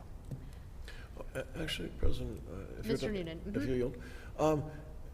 It mentions increasing tree canopy to 30%. And I thought maybe that wasn't ambitious enough of a goal as a target. I think we'd like to, I think the county and the state want us to get up to 40%. And I think that we might as well be consistent with the goals of higher levels of government. I just thought I'd throw it in there. Noted. Thank you. Thank you. Any other discussion? Hearing none, I will call the question. Ms. Moore? Yes. Mr. Noonan? Yes. Mr. Lafferty? Yes. Mr. Dwyer? Yes. Mr. Boyke? Yes. Ms. McGee? Yes. Rogan C. is a yes. Motion carries. Next item. Next item is 13B, consideration and adoption of a resolution regarding the Warren Land Bank Authority. So moved with discussion. Support Lafferty. Discussion, Ms. Moore. Thank you. We have been you know, investigating and having discussions on the land bank since, I think I started on it probably in March, and then other people got involved later on. And we have, you know, all sorts of ideas and things that we want to implement going forward.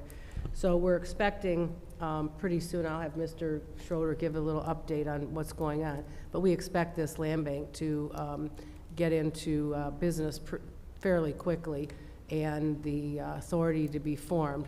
And there are certain things that we have thought about, and there have been questions about, you know, where the land bank will be housed and certain things like that. So this resolution is just to put out there sort of what council thinks, how we want to see things structured going forward. So that's what this resolution will do. I'll read it real quickly. Whereas the Warren City Council approved an intergovernmental agreement with the State Land Bank Authority for the creation of the City of Warren Land Bank Authority on August 27, 2024, entitled the agreement. And whereas the agreement at section 3.02 requires the Land Bank Authority to adopt articles of incorporation at its initial meeting, and whereas the agreement at section 407B requires the Land Bank Authority to adopt bylaws, rules, and procedures governing the local authority board within 6 months of the first meeting of the board, and whereas the City Council will appoint 2 of its members to the board once the agreement is signed by the mayor and clerk, and therefore be it resolved, the City Council supports the following provisions to be included in the bylaws of the City of Warren Land Bank Authority. That the City Controller will be appointed the fiscal agent for the City of Warren Land Bank Authority. Pursuant to section 4.14 of the agreement, the City of Warren Land Bank Authority will seek any necessary office space in a city-owned building. And we've discussed many options. We have, you know, space at City Council office, and there's probably somewhere at City Hall, maybe the South City Hall. The books and records of the City of Warren Land Bank Authority shall be maintained in a city-owned office or facility, and the City of Warren Land Bank Authority may use the purchasing division to solicit bids and proposals subject to the city's purchasing ordinances where applicable. We were, of course, very disappointed. We lost out on a significant amount of funds, probably upwards of $1 million that we were certainly anticipating would be the seed money, if you will, those funds that would get the land bank up and running and all the necessary things that need to go with starting any enterprise from the ground up. And we are hoping that we get this in place quickly so that we are in line to receive funds next year. We don't want to learn. We've already lost $1 million, and that is just unforgivable. Mr. Schroeder has an update, I think, on the signature issue. Certainly, Council, pursuant to Council's direction, a complaint was filed in Macomb County Circuit Court. It took a couple days for the county clerk to process it. It was assigned to the Honorable Matthew P. Sabaugh in the Circuit Court. Our next step is to file a motion with respect to how that works with tonight's resolution. Some of the concerns we were hearing about the land bank as to why maybe it wasn't being signed by the mayor were the issues we're specifically stating here. And I think we need to maybe lay out that this agreement is an agreement with the State of Michigan State Land Bank Authority to create the city's land bank authority. And it talks about 5 members are on the board and the basic structure. The sort of day-to-day type concerns, the sort of inner workings of how the land bank is going to move forward, that is addressed when the board is formed and passes its bylaws and rules. For example, saying that the city controller would be appointed the fiscal agent. That's not something we would put in the agreement with the state of Michigan. That's something, once the land bank is formed, it decides in its own bylaws and rules how it's going to conduct the business. That's why we appoint board members. That's why they're entrusted with finding a way forward to make sure that this land bank serves the citizens of Warren.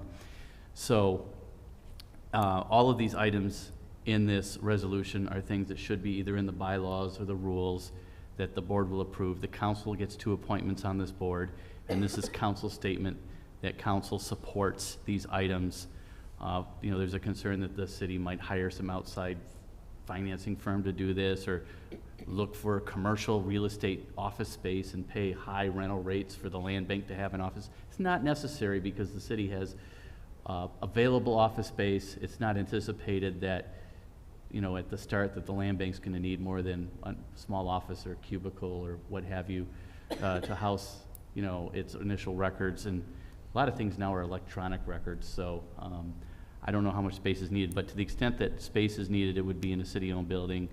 I did meet with Ms. Michaels in October. I know Councilman Lafferty was there when we were addressing some of these issues about the these concerns, and we sat down with Ms. Michaels and hammered out these 4 items, and thank you, Ms. Michaels, for indulging us in that. And so this is formalizing the council's support for these things, which we did communicate. So hopefully this helps move this forward. I'd love to be able to move forward without going back in front of Judge Sabaugh. But we'll do what we have to do. Thank you. Madam President? Mr. Noonan. So further to that, as you were saying, Attorney Schroeder, I think that the mayor's objections were largely over making sure that it would be something that wouldn't get corrupted. And the other part was that it not be overly expensive to operate. And it seems to me that even the manpower could be brought from the staff that we already have without hiring additional staff. Do you think that's considered true? I think there's some possibility for that. For example, the city controller being the fiscal agent would be some, you know, city using agency type relationship. You know, there's the other concern was about soliciting bids and proposals and everything. You know, the Detroit Land Bank 10 years ago had a scandal where they were, you know, doing things they shouldn't have done. We've put checks and balances in here to make sure that doesn't happen. Plus, the council and the mayor will both have appointees on this board to hold accountable as well. And that's why we have the purchasing division to solicit bids. The council may remember a couple months ago, the council already voted to ask for competitive bids to be solicited for someone to consult for the land bank. So there's going to be some expense. Yes, there is some overhead. This thing can't run itself.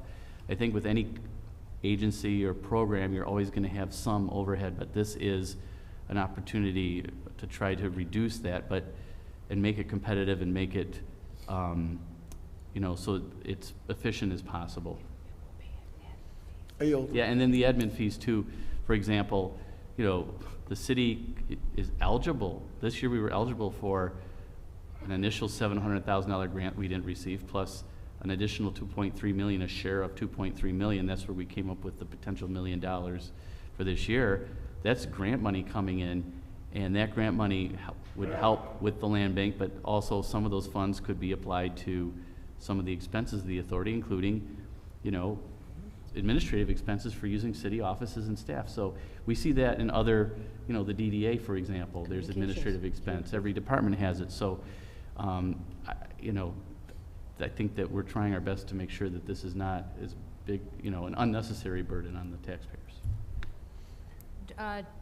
Wanted to note, one, I had inquired with Mr. Lezay about how many nuisance abatement properties were in the city's control currently, like tax reverted properties, and there was at least one. I did not inquire about commercial buildings. And if you look at the cost, when you look at the backup of how much it costs us to demolish a building, usually it's at a low end $10,000 to $30,000, $40,000. So even if we demolish 1 or 2 a year within the city, much of the money that is available at the state is for blight. We would be essentially covering the cost in some way, shape, or form for us paying. We're paying for that anyways, regardless of whether anyone comes forward or we're able to put it on anyone's tax rolls. We're still, as taxpayers, paying for that demolition, and we're eating that cost.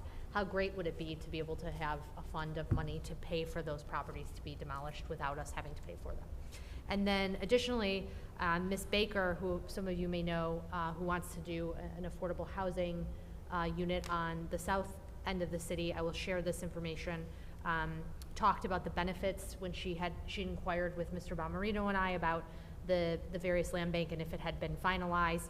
And she had talked about being able to transfer the parcels of land that she has to keep the taxes at the current rate. There's overall lower development costs. You can do a variety of things with affordable housing that you can't do in other spaces. So I will send this all to the balance of council so that you all, through Ms. Camp, so that you all have the information that she sent. But these are two, I think, important notes to continue moving forward, that the benefits outweigh any risk, in my opinion. So we need to vote on this resolution. Is there any other discussion? Have we gotten any feedback from the mayor about signing? She has not signed the agreement in any, not within the time limit imposed or at any time after that. And we filed a lawsuit now that the court will compel her to sign. Any other discussion? Unfortunately. Hearing none, I will call the question. Ms. Moore? Yes. Mr. Lafferty? Yes. Mr. Dwyer? Yes. Mr. Boyke? Yes. Mr. Noonan? Yes. Ms. McGee? Yes. Rogan C. is a yes. Motion carries. Next item. 13C, Councilmember Jonathan Lafferty, discussion regarding printing and mailing of winter program guide booklet as approved on September 10, 2024. So moved. Support Dwyer. Discussion, Mr. Lafferty. Discussion. Thank you. I'm not even sure how to begin to address this.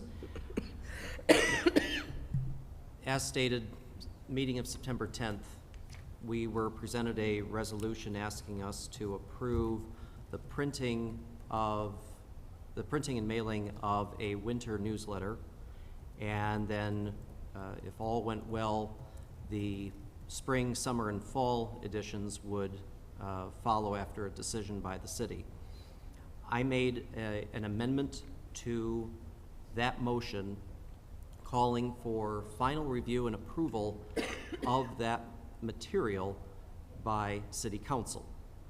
Subsequent to that, the mayor vetoed that action and caused the issue to be brought back to the table on September 24th, where we subsequently overrode her veto 7-0.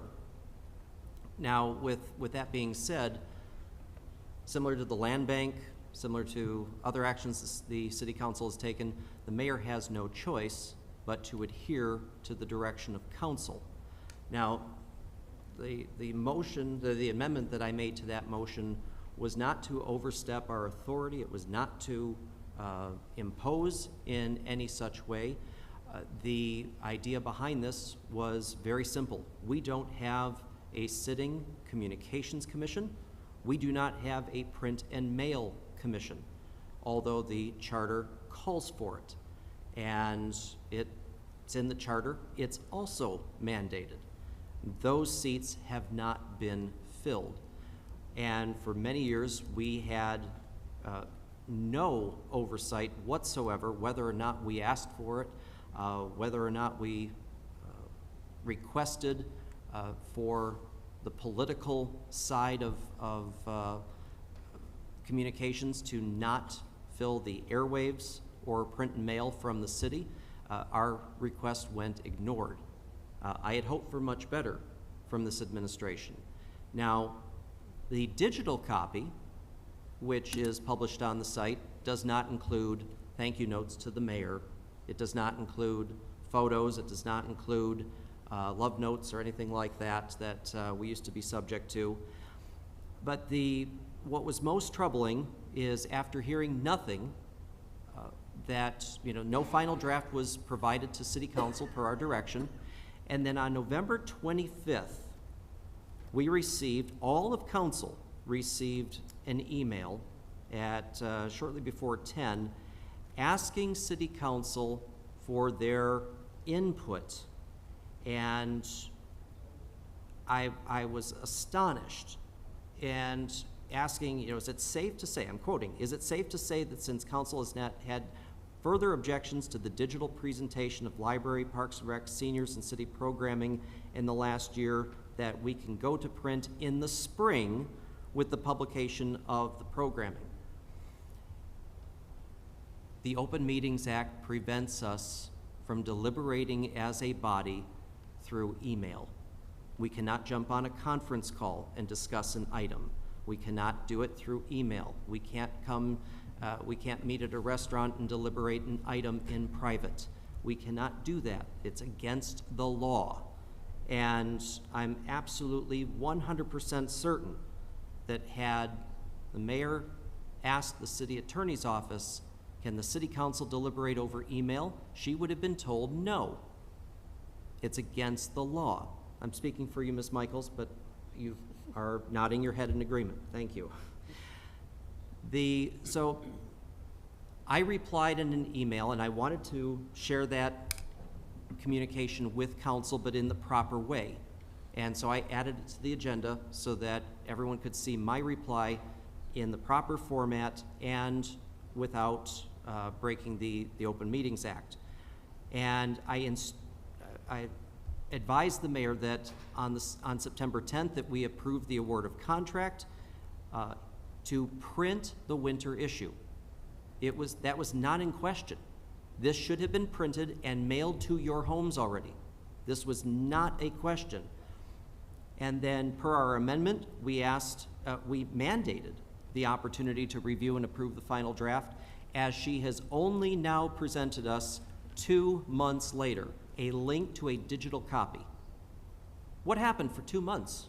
What was going on for 2 months that she couldn't share a draft copy with us?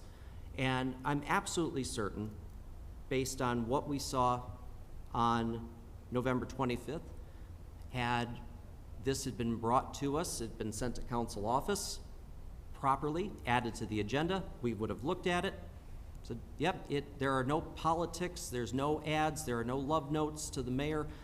It's exactly what we expected it to be, and we probably would have passed it unanimously without interfering with the print and mailing schedule before it went to the printer. And so I'm very disappointed. Once again, the mayor has not followed the direction of council. She has no discretional authority to do so otherwise. She was given the direction. We were very reasonable in our request. Although the only delay was from her office, she vetoed our action, so we had to bring it back 2 weeks later. There was absolutely no reason why that draft could not have come to us at the following meeting, been approved, and we would have, it would have gotten on its way to the printer in time for mailing to all homes in the city. I question whether or not we will have a spring issue. The amendment applied to the winter, spring, and subsequent spring, summer, and fall issues. So per our amendment and per our passage of that resolution, we should be receiving, and Madam Mayor, you are being given sufficient notice, and your team in communications, to provide us the materials to review well ahead of your schedule to go to print. And it is the expectation of this council that those issues will be provided to us for our review and approval before they're sent to print. Once a communications commission is seated and begins operating, I think it would be appropriate at that time to rescind that amendment, that those are no longer subject to council approval, because we'll have the proper authority in place to ensure impartiality on the airwaves and all print and mail publications coming from City Hall. Thank you. Madam Chair? Ms. Moore. So where we're at, right, this ship is pretty much sailed.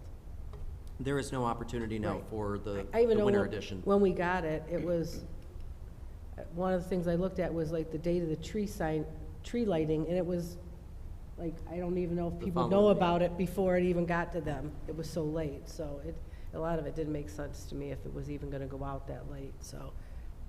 Yeah. It's unfortunate. We're missing a lot of deadlines, it seems. I'm done. Any other discussion? Madam Chair. Ms. McGee? Did we ever give like a deadline, like, each calendar, time of the print? Let's say we would like to have it 2 weeks ahead of time. Did we request that? Through the chair, Mr. Lafferty. Ms. McGee, we simply asked for the opportunity to review and approve, and it was my assumption that the administration would build into their timeline sufficient time for our review and approval and printing and mailing into their schedule. But we did not say at least turn it into us 30 days ahead of time. Yeah, we did. We didn't specify any timeline. Ms. Camp is reminding me that the administration does have 10 days to comply 10 days, with any request of ours. So even in a semi-rough draft or a semi-final draft, if they were worried about making their print deadline, this could have been given to us and say, we've got to fix the margins, or we're finishing up a couple of articles, but here's 90% of the product. As you can see, there are no, everything that you were worried about does not exist. And, I'm amenable, I'm a reasonable person, and I would take that to the bank. Madam President? Mr. Noonan? So, through the President to Councilman Lafferty, I think it's important that we mention that we have not rescinded our former actions, that it still holds that we want to review those if they're going to go to print. And also, I'm trying to understand, do you get the impression that she just wants to go back to business as it was before with their printing in full color format in a very expensive combined library and parks document? Or I'm trying to figure out what we think she wants to do here. She wants to just go, okay, I can ignore the council altogether, because she seems to have done that so many times. I'm perplexed. Do you feel more clear on this, if you would? Because it seems like you've got a better handle on it. Madam Chair? Mr. Lafferty? I'm not going to try to speculate as to what she might be thinking. Okay. But her past patterns of actions in overriding the decisions of council, we then 3 times successively have overridden her vetoes 7-0, and have not only, nothing has been rescinded, we've doubled down. We've gotten the opportunity to vote twice on these matters, saying when we voted the first time, we meant it. When we were overriding the veto, we really meant it. We weren't kidding. And unfortunately, a judge on the land bank will have to echo what we're saying right now, that the mayor has no discretional authority to agree or disagree once the action of council has been voted upon. And if a veto is not issued, that is her consent.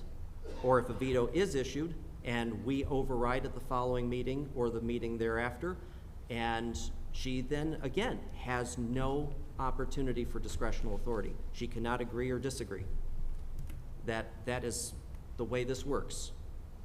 I cannot imagine what she might be thinking, other than, again, she's inexperienced with local government, but again, ignorance is not an excuse. So the library should have its publication, and the park should have its publication. They should both be basically something like newsprint, black and white, not expensive, not full color and all that. Isn't that one of the things that we would want to review before we approved going to print, was concerns like that also? Yeah. Madam Chair? Mr. Lafferty. At the budget hearings, we allocated $50,000 to the library, and we allocated $90,000 to, I'm sorry, yes, $90,000 to Parks and Recreation for marketing and publications. We did not specify a news beat. That was not what was asked for. We did not specify a news beat. Her email subject was pending approval digital winter news beat. The way we built the budget, both departments, the library and Parks and Recreation, had separate budgets for publications. And I remember multiple times, Ms. Moore and I think Mr. Boyke even mentioned, Macomb Community College prints a black and white newsprint style catalog of events. Low cost, easy to read, very good quality. It doesn't have to be flashy, glossy, full color to be effective. We're trying to communicate, but we're trying to communicate to the third largest city in Warren. And the library is doing much better than the communications department, budget-wise. Parks and Recreation is, since the late 80s, grossly underfunded. And so I don't think it needs to be as extravagant as what we used to print under what was called the Newsbeat. That's not what we asked for. Now, as long as it's in a, it met our requirements for not having any, it was free of politics, which is what we asked for.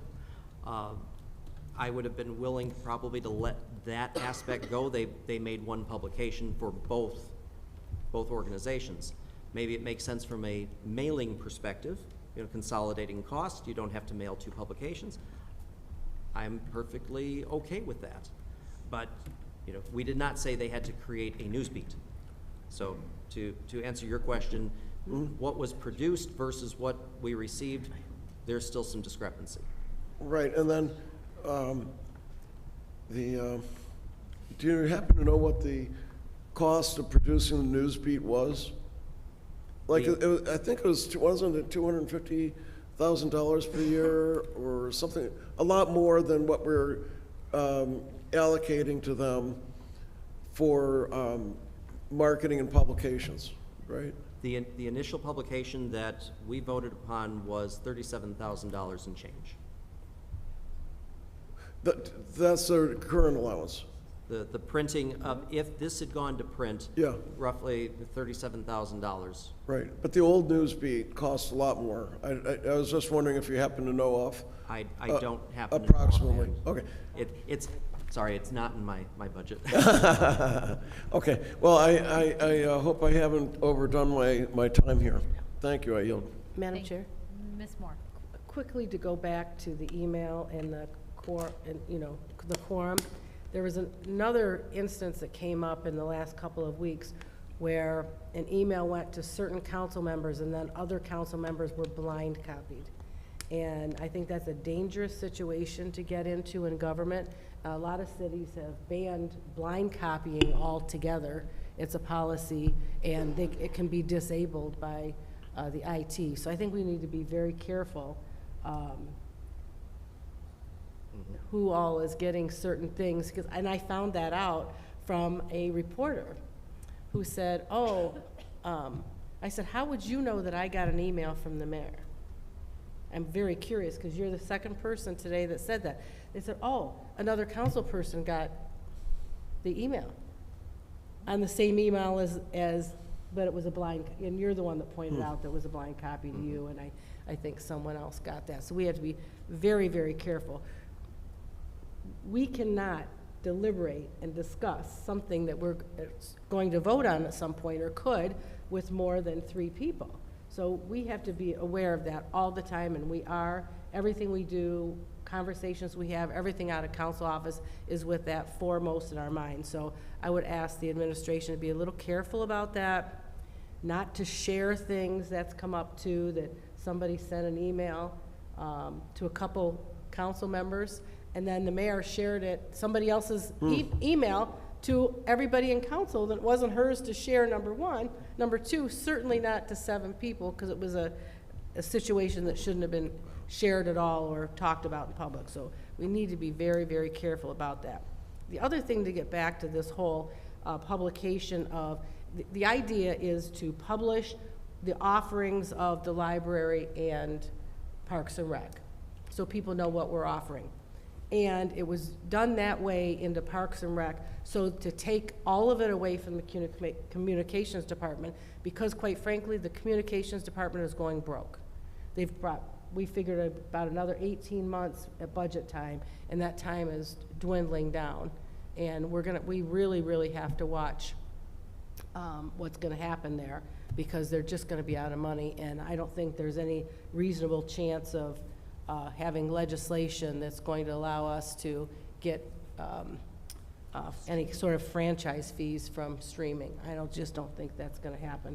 So at some point, we're gonna have to make a decision what happens to the communications department. We may just have to go back to essential, broadcasting, just council meetings, planning, things like that, and get away from a lot of the other things we're doing, unfortunately. But I just don't think we're gonna have a chance, and, they're way over, well, I'm gonna talk about that when I get to the DDA, but thank you. So, a motion to receive and file. All in favor? Aye. Any opposed? Thank you. Next item. Next item, 14A, request to approve appointment to the Downtown Development Authority, Gina Cavalier, for a term to expire June 30th, 2029. Motion to approve with discussion. Support Lafferty. Discussion, Ms. Moore. Thank you. Several months ago, we had it was more than several, a pretty comprehensive discussion of the DDA, and had figured out that a lot of people weren't showing up and the interest wasn't there. And at that point, I think we all realized that the DDA, we needed a reset and a whole, new redo of the DDA at that point. Subsequently, we had, several of us had a meeting with, I think, Ms. Rogan, you and I both met with the mayor and really pointed out that we needed to populate the DDA with people with expertise in certain things, whether it be marketing or development or, different businesses, that we needed more input. There seemed to be a lack of enthusiasm from some of the current DDA members. And when the DDA started, the DDA members are the ones that drove what was going to happen and the developments and those kind of things. When it first started, the mayor was the chairperson until the bylaws were done, and then the body elected the DDA director, and then the body decides who the chairperson is. And I think under Mayor Fouts, he just decided he was going to be the chairperson, and I don't think anybody just challenged it. And now, I don't think the DDA has voted yet who their chairperson is, but Mayor Stone seems to be chairing the meetings. We have asked for the DDA meetings, TIFA, others, to be recorded. Well, they've taken it, they've recording on steroids. I went to the last DDA meeting, there were 3 cameras with 3 cameramen, and the DDA is lined up and they pass a microphone around. It is the most unprofessional meeting and they spend hundreds of millions of dollars. It's very disappointing, and there's no reason to have a full-blown department that's bleeding money when we suggested, get a smart TV. That's all you need to do. Save the Zoom meeting. That's all we want. We don't need a 60 minutes quality production of the DDA meeting. It is just for transparency, because they're spending such large amounts of money, and there have been problems in the past that we need to, council cannot be at every meeting there is in the city and oversight and doing investigation of everything. So we need to have those things in place. Now, the mayor has appointed Gina Cavalier, and for those of you who don't know, Gina Cavalier started as an attorney in the city attorney's office. She became the DDA director, the economic director, the community director for a long time. She was instrumental in doing this community center at the time, building the city hall, and a lot of other things. Her background is quite impressive. Her background, that when she applied, was being a little, she has a lot more experience than she even listed. And she's extremely well thought of in the economic development world. She's an attorney, of course. She has a certificate in diversity, equity, and inclusion in the workplace certificate. She went to Michigan State. She has a BA in advertising. She's volunteer. She's one of the chair people at Leaps and Bounds, board member of Jefferson East. She was the director of community, economic, and downtown development in Warren, including the TIFA. She was a development officer and development director in economic development for Wayne County. She was the chief community impact officer and business improvement zone manager now for the Downtown Detroit Partnership. That group is, you're all familiar with the Christmas tree downtown. They put up the Christmas tree, and they do a lot of very, very innovative and great things in downtown. And, pardon me? Oversee all the parks. Oh, yeah, all the parks. And to have her apply for this job, she's got a really big job and a lot of responsibility. She lives in the DDA. She is passionate about what happens in this city. She loves this city. She's also got a background in development. Her family were real estate developers. So she just comes with a wealth of experience. And I think that she can be the catalyst on the DDA to really get things rolling. She, I think, wrote the bylaws or was instrumental in that, and that's one of the things that we need to have done on the DDA, is to have the bylaws brought up to date, because I think they're a little behind and they're not quite following them. So I'm very, very excited about this appointment, and I hope everybody will get to meet her. She's a very, very dynamic, interesting person, and she's going to really bring a lot. And I guarantee, Mayor Stone, you are going to be very, very, very happy you made this appointment. This is a very, very good appointment, and a really positive step for it. Thank you. Any other discussion? Okay. The vote for these items, Mr. Schroeder, is it confirmed? Yes. Oh, you need to clear this up, because this So is there all was wrong. the memo from the mayor's office incorrectly states that this is under 7.6 of the charter. This is not a 7.6 appointment. This is under state law, where, and Ms. Michaels is agreeing with me, always makes me feel good when she agrees, because it's, thank you, Ms. Michaels. Yeah, so this is a confirmation. So the mayor's nominating these individuals. Council has to vote to confirm. Council confirms, then they're appointed to serve. And as opposed to 7.6, which is other boards and commissions where the mayor makes the appointment's effective immediately, but the council can terminate that appointment within 2 meetings and give a reason. That doesn't fit under this scenario. I did have a question, though, about, I'm trying to do my math here. It says 2024.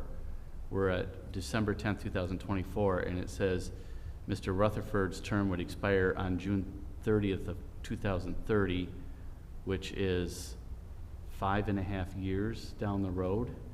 And I thought that these, the maximum under state law is a 4-year term for the Downtown Development Authority. Ms. Michaels, I looked in the statute, and it says for Ms. Cavalier, her appointment was 2029, but under the state law it says each member shall serve a term of 4 years. So this is, I think that we need some clarification on that. But I think you can approve these appointments if that's council's desire, subject to the 4-year term requirement in state law. Right. I don't know how that came about. Ms. Michaels, you agree? Okay. What's the typo? Maybe. Or maybe just a misunderstanding. They don't understand the terms. So, But I saw that date and I knew that you can't have a 5 or 6 year term. I mean, that goes into, that's, 4-year terms is the maximum. So I would, if there's a motion to confirm, I would say subject to the 4-year term, 4-year term requirement in the state law. so I will amend my motion, approve Gina Cavalier pursuant to the discussion about the 4-year term limit. Right. Any other discussion? I accept that amendment. Thank you, Mr. Lafferty.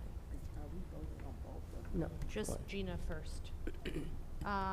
Okay, hearing none, I will call the question. Ms. Moore? Yes. Mr. Lafferty? Yes. Mr. Dwyer? Yes. Mr. Boyke? Yes. Mr. Noonan? Yes. Ms. McGee? Yes. Rogan C. is a yes.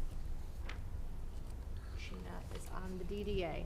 Next item. Next item is Joel Rutherford for a term to expire June 30th, 2030, which we know is not correct. I'm going to make a motion to deny at this point. Support. Madam Chair? Discussion, Ms. Moore. Yes.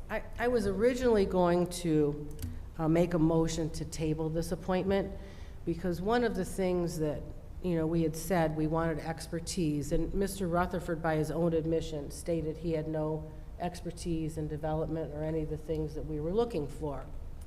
And we have Mr. Zamora. All the other appointments are kind of on hold at this point because we tabled them so that we can deal with them. So we have Mr. Zamora, who is a resident. We have Mr. Wiegand, who is a resident and business owner in the DDA. And we need to have sort of a cross, maybe we want a marketing person, maybe we want a developer. We have Mr. Riberas, who's real estate. I think we need a broad range. And if Mr. Rutherford, by his own admission, doesn't have expertise, I was going to make a motion to table to see how we fell out in the next couple of months when we started dealing with. But when Mr. Rutherford got up, and this was my concern, he stated he had a self-interest in being on the DDA to affect the situation at Heritage Village, which concerns me because back when Heritage Village was developed, that was the largest planned unit development in North America. And this was very, very involved, and we came across a lot of hurdles to get that done. And it was held up a long time. We finally got it going, but we made a lot of concessions to get that done. The streets are not regulation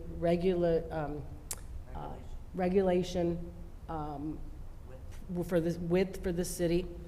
And once a certain amount of percentage of the Heritage Village is developed, the rest of the next course of the road is to be paved. The last course has not even been paved, and the streets are not, but we made agreements at that time because we were making concessions and allowing them to put in, these are all condos, there's no single family, it's all site condos or multiple family, that when we gave approval for those deviations of what we usually allow in the city, that there would be no trash pickup in that area at all.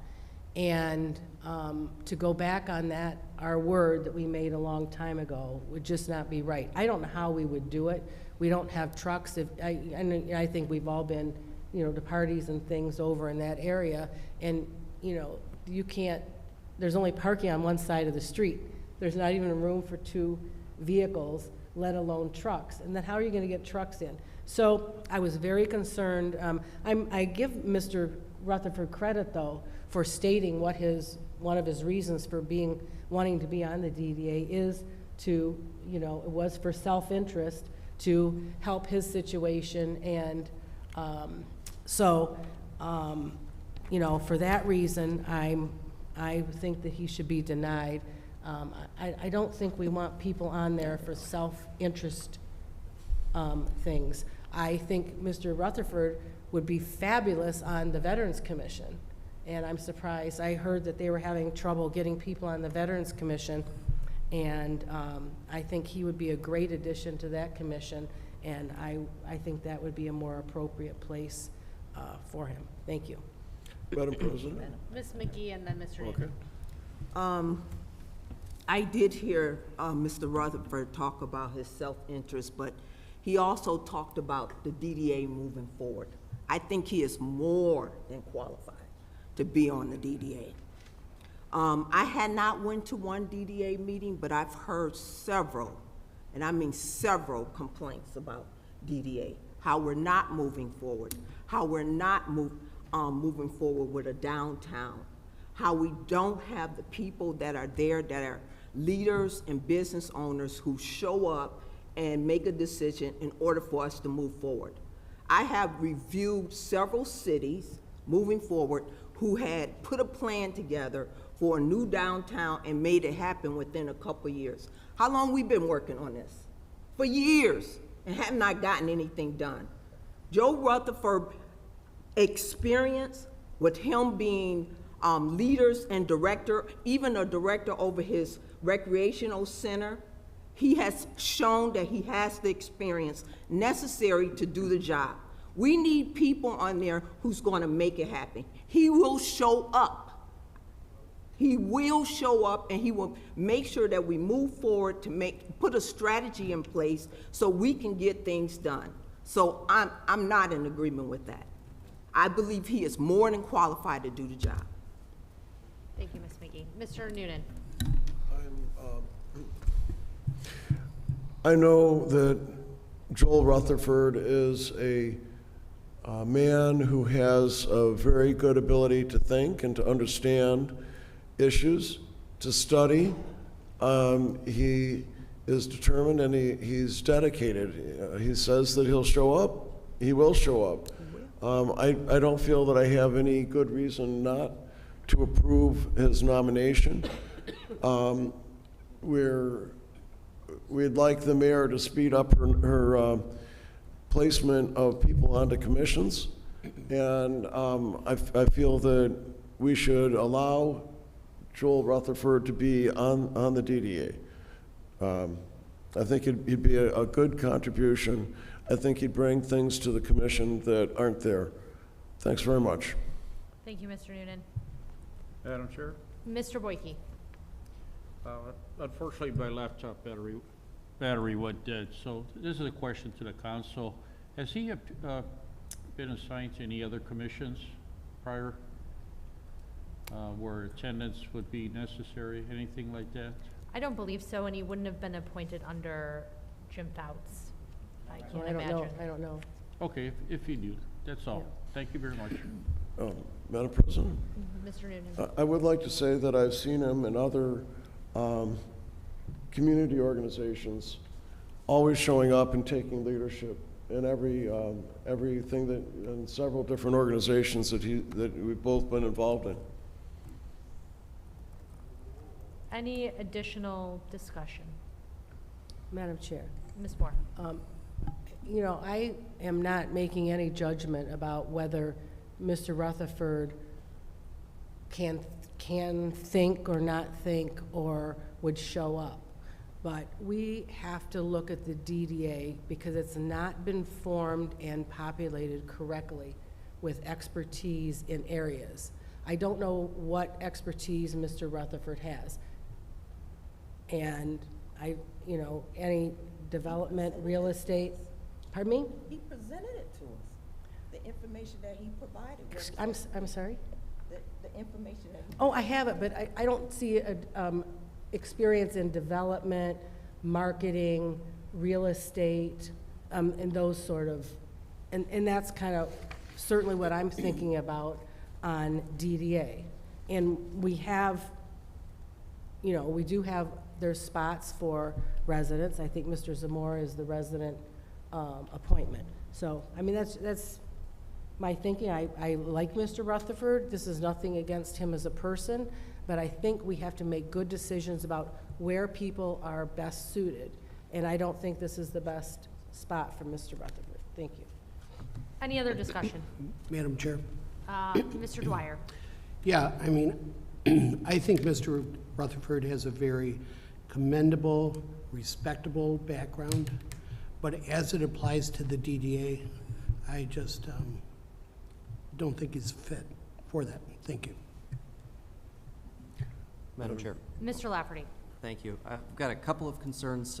One, I've asked Mr. Schroeder to pull up for the DDA. I know that there were specific restrictions. We talked about one that we had resolved, that one had to be part of Warren Con. We've realized that that's no longer that no longer applies as a Warren Con representative. But I wanted clarification there before we vote any further. The other item is when Mr. Rutherford applied for this position, he had emailed me to let me know that he had applied, and at the time I told him, I said, I had, you know, you were I believe I referred to him as my first round draft pick for veterans because of his extensive military background, and that, you know, I'm looking for expertise for, you know, to represent our military community. He's a staunch advocate. I can't disagree with Mr. Noonan, Ms. McGee, as far as his passion for the community that he represents. He lives in my district. We've met on many occasions. I have the utmost respect for him. But as I explained to him over the phone after he sent the email notifying to me that I was not convinced that he was, you know, maybe the proper fit for this particular commission, I'm looking for, and I've asked the mayor this, when she was first elected, we sat down, we talked. I gave her a list of recommendations, and in that list of recommendations were to go after the business owners of the largest taxpayers in our city. These are the people that are well connected throughout the region. They are you know, the movers and shakers that can bring that expertise to the table and can help us where on a commission where we need to make strategic, large dollar decisions that is second nature to the business at hand. And that's where, you know, we have Gardner White, we have Lipari Foods, we have all of these large corporations. You know, I don't expect somebody like Mary Barra to sit on the DDA. Granted, they are our largest taxpayer, but, you know, there are people there that, you know, potentially live in Warren, maybe even within the DDA, that hold a higher position and, you know, could lend expertise. It's my expectation that the mayor is reaching out through her connections to acquire, to ask these individuals to serve our city. And, you know, like I said, Mr. Rutherford is a well-respected individual. I have all the respect for him, but, you know, I do have to agree with Ms. Moore that, you know, he is not probably the best fit for this commission, although I would very much like to see him apply and serve on some of the other commissions that we have here in the city. Thank you. Any other discussion? Yeah. Mr. Noonan. So, as I understand it, we've determined that we don't want pretty much anybody who's currently on the DDA to continue to be on the DDA. Isn't that true? We didn't, I thought that most of them had been involved in actions that we considered were against the ethics, perhaps, or budgetary, like they approved spending money that didn't come before the city council, and they went along with that. And that it's not exactly showing, I think maybe that this, you know, they're great guys, great people, and maybe under a different leadership, they would have shown better. But if that's true, that we want a change of the DDA board, then, and yet the DDA is such a vital part of the functioning of the city, we need to get new people on there. If I'm not saying just anybody that the mayor picks, but Joel Rutherford is a pillar of the community. He's a great guy. And anyway, I'm kind of surprised at the lack of going forward with it, but I'm going to shut up now and let you go to the vote, I suppose. Madam Chair, if I could just, we did have subsequent conversations with the mayor and indicated that if there were enough people on the DDA that we had confidence of, that would be questioning and make sure those sort of things didn't happen again, that we would certainly consider those members that had good attendance. The ones that weren't showing up, they're just not interested, and I don't see a benefit. But for instance, Oscar Zamora, he has not missed a meeting. Mike Wiegand is pretty much the same. And I have talked to certainly Mr. Wiegand, who said that he said, I wish I'd asked questions, he said, but, you know. So anyway, I think that there is a place for people that are on the DDA that have certainly shown, you know, attendance and interest. Those that, you know, show up 14 times in 4 years or whatever, 14% of the time, I mean, I don't think we should consider them. And I don't think just whether somebody's going to show up either should be the criteria, you know, just attendance. I think we really have to look, and people just aren't going to come out. You have to go and search for people. That's one of the things on all the commissions, and that used to be one of the things that we did, is we go to a commission and say, you know what it takes to be on this commission. Who do you think would be a good member? That's like the Crime Commission. They have a process that they go through. They would like members to come to, or potential members to come to meetings, which I think is a pretty good idea. And I think we're gonna, you know, we'll set up something after the first of the year to come up with maybe a way of all of us working together to take the commission's feelings into consideration when appointing, and maybe the mayor could work with the commissions as well to set up a way of getting people that are good fits, and because some of the members that are being appointed, people on the commission don't even know them. So, you know. This is a nice turn of events, because I was expecting the demise of the DDA at any moment since those discussions months ago. I'm glad to hear that there's been leadership conversation for a more accepting approach. Right. And that the DDA will not just fold immediately. That would be unhappy Christmas news. Thank you, I'll yield. Thank you. Ms. McGee, and then I have a comment, and then we'll call the question. But the answer is that the majority of the people don't feel that it's being done. I think Joel Rutherford will bring to the table not only just the communication that we need to the people, but he is a person that puts strategies in place. And this is what the people are complaining about. I hear, you know, our Councilman Lafferty talked about how we as people want to get things done, and we go where our interests lie. I was on the Senior Housing Commission because I took care of a senior father.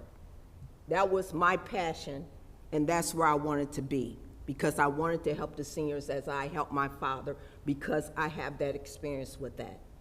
Mr. Rutherford has done plenty in the community where he put things in place and made it happen. And people are waiting for that in our own city. And it's not happening with our DDA department. Now, I've been on task force where we had corporate leaders, presidents, vice presidents, and guess what? They didn't show up. They didn't show up because they're busy running a corporation.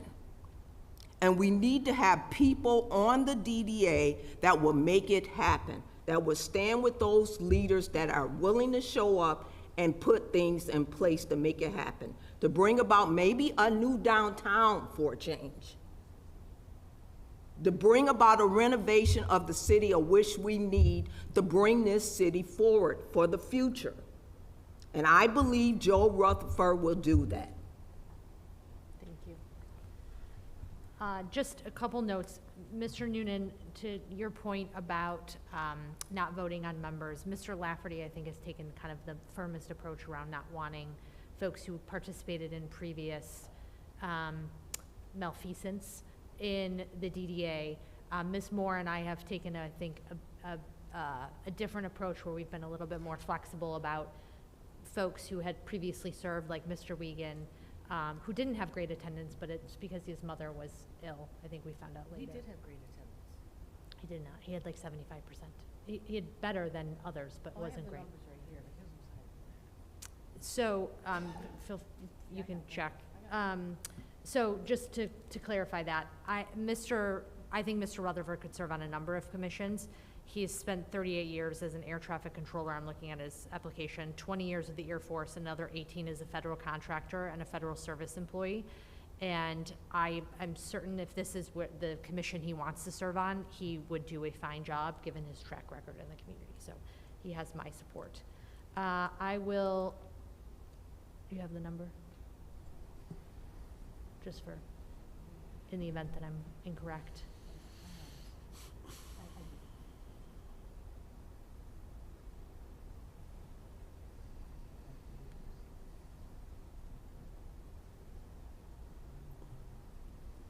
Calculation.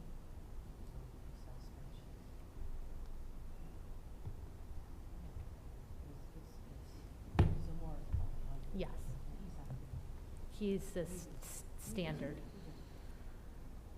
I will call the question. The motion is to deny. So yes, a yes vote is to deny. A no would be in support. Let's see, Ms. Moore. Yes to deny. Mr. Boyke. Yes to deny. Mr. Dwyer. Yes to deny. Mr. Lafferty. Yes to deny. Mr. Noonan. No in favor of Joel Rutherford. Ms. McGee. No in favor of Joe Rutherford. Rogan C is a no as well. Item is denied. Next item. Next item is audience for general issues. Thank you. Members of the audience who would like to speak to City Council may do so by completing a form on the left side of the stage. This is for general audience items only, and you have, or no, in general, sorry, and you have 3 minutes. First is Lori Harris and then Joel Vanderlinden.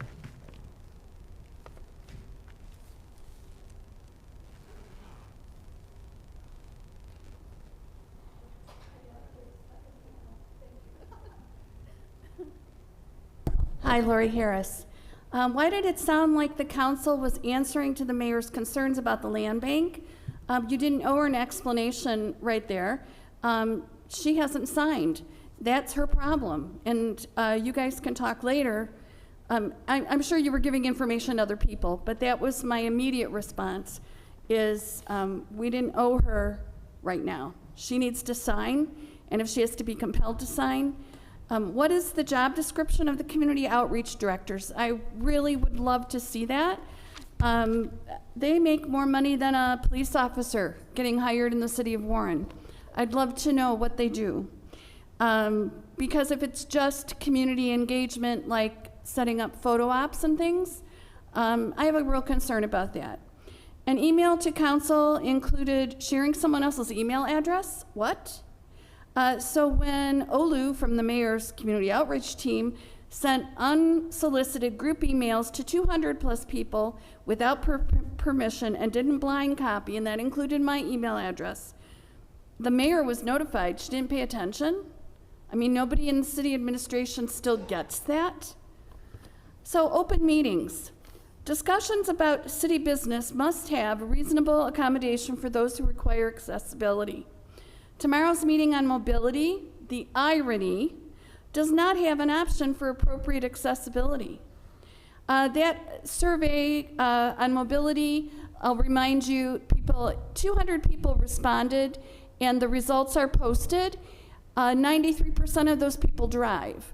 So to get input from people who need better mobility, whether it's walking, riding a bike, taking a bus to work, those aren't the people that have been reached. No one that answered that survey spoke English as not their primary, spoke a primary language that was not English, which meant we missed our entire immigrant population. And that's not right. That's an inappropriate study, and any decisions made about mobility, whoever's doing this, it should not go forward. Who got paid to write the survey and do the results and make the nice, pretty graphics, this was wrong. This was really wrong. Next week's update on the town center, oh my goodness, does not have accessibility.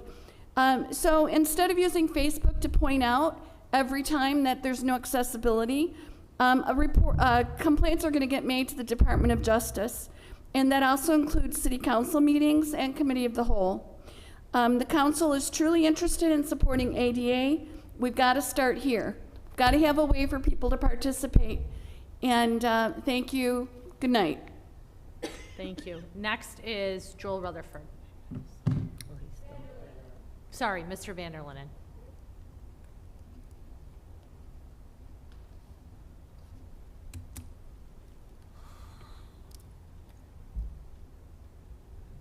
Joel Vanlin, longtime Warren resident.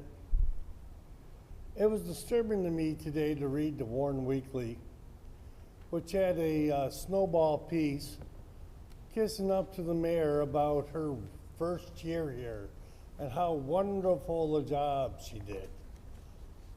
I never read such utter garbage and can't believe my tax money is going towards that. It said nothing about the 30 police officers were short from the minimal staffing. It says nothing about hiring a real human resource director. It says nothing about having a full-time assistant or a city attorney. It didn't say a lot of things.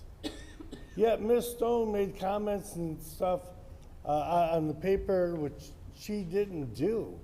She did that also on her State of the City address.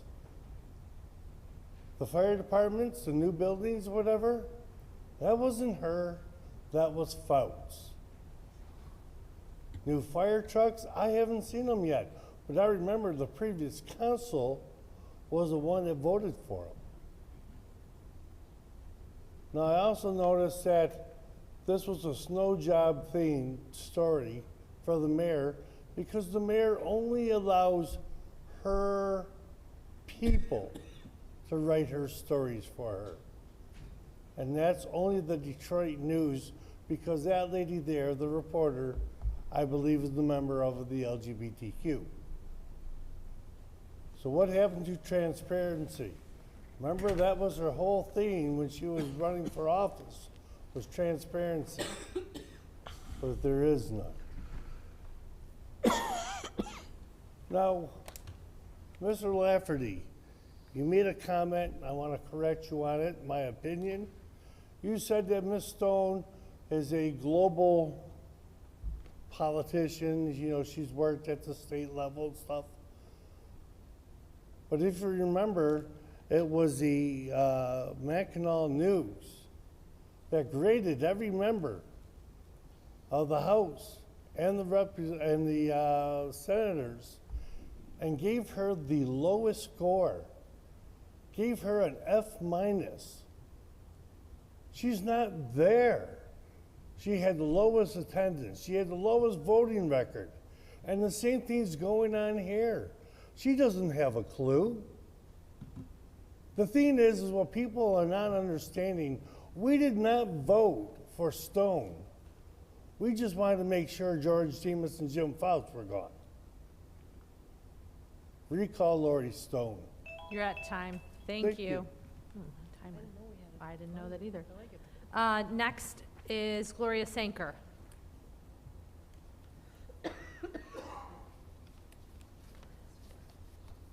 Good evening, Council. It's Christmas, and the season for the reason has been left out from under the Christmas tree at City Hall because atheists don't believe in it. Therefore, we have to stop a 2,000-year tradition. So here we are again as taxpayers who have to hide our country's religious beliefs because we don't want to offend the non-believers. Guess what? We believers are offended. I can't remember when the manger wasn't under the Christmas tree at City Hall. Why are we so afraid to express our faith that has been given to us by our forefathers in almost every political document they drafted? They often referred to God in developing the laws of our nation. They didn't bend to our adversaries. So disappointing in this unorthodox thinking for not allowing the Christmas tree to have a manger under it. At City Hall, they won't even put a star on the top of the tree. Too religious for them, I guess. They say it's a conflict between government and religion. No, the framers of our government wanted God involved in our government as evidenced by their documents. The city of Centerline has a manger display, and the White House has a manger on display in the East Room, and has since 1967 at Christmas. I wonder if President Biden knows that he's in conflict with the government. So why can't we display the God that is written in our Constitution, printed on our money, in our country's pledge, sang in our national anthem, as well as in the White House, be celebrated with a manger in the atrium? I wonder if there will be a national day of prayer by this administration. By the way, that too is put on by our government. We're very disappointed, and we can understand. After 14, 15 years of displaying the manger, now with the new administration, we can't do it. We're very disappointed. Thank you. Mr. Vanderlinden, please keep your comments to yourselves. Next, that is the end of audience. Council response to audience.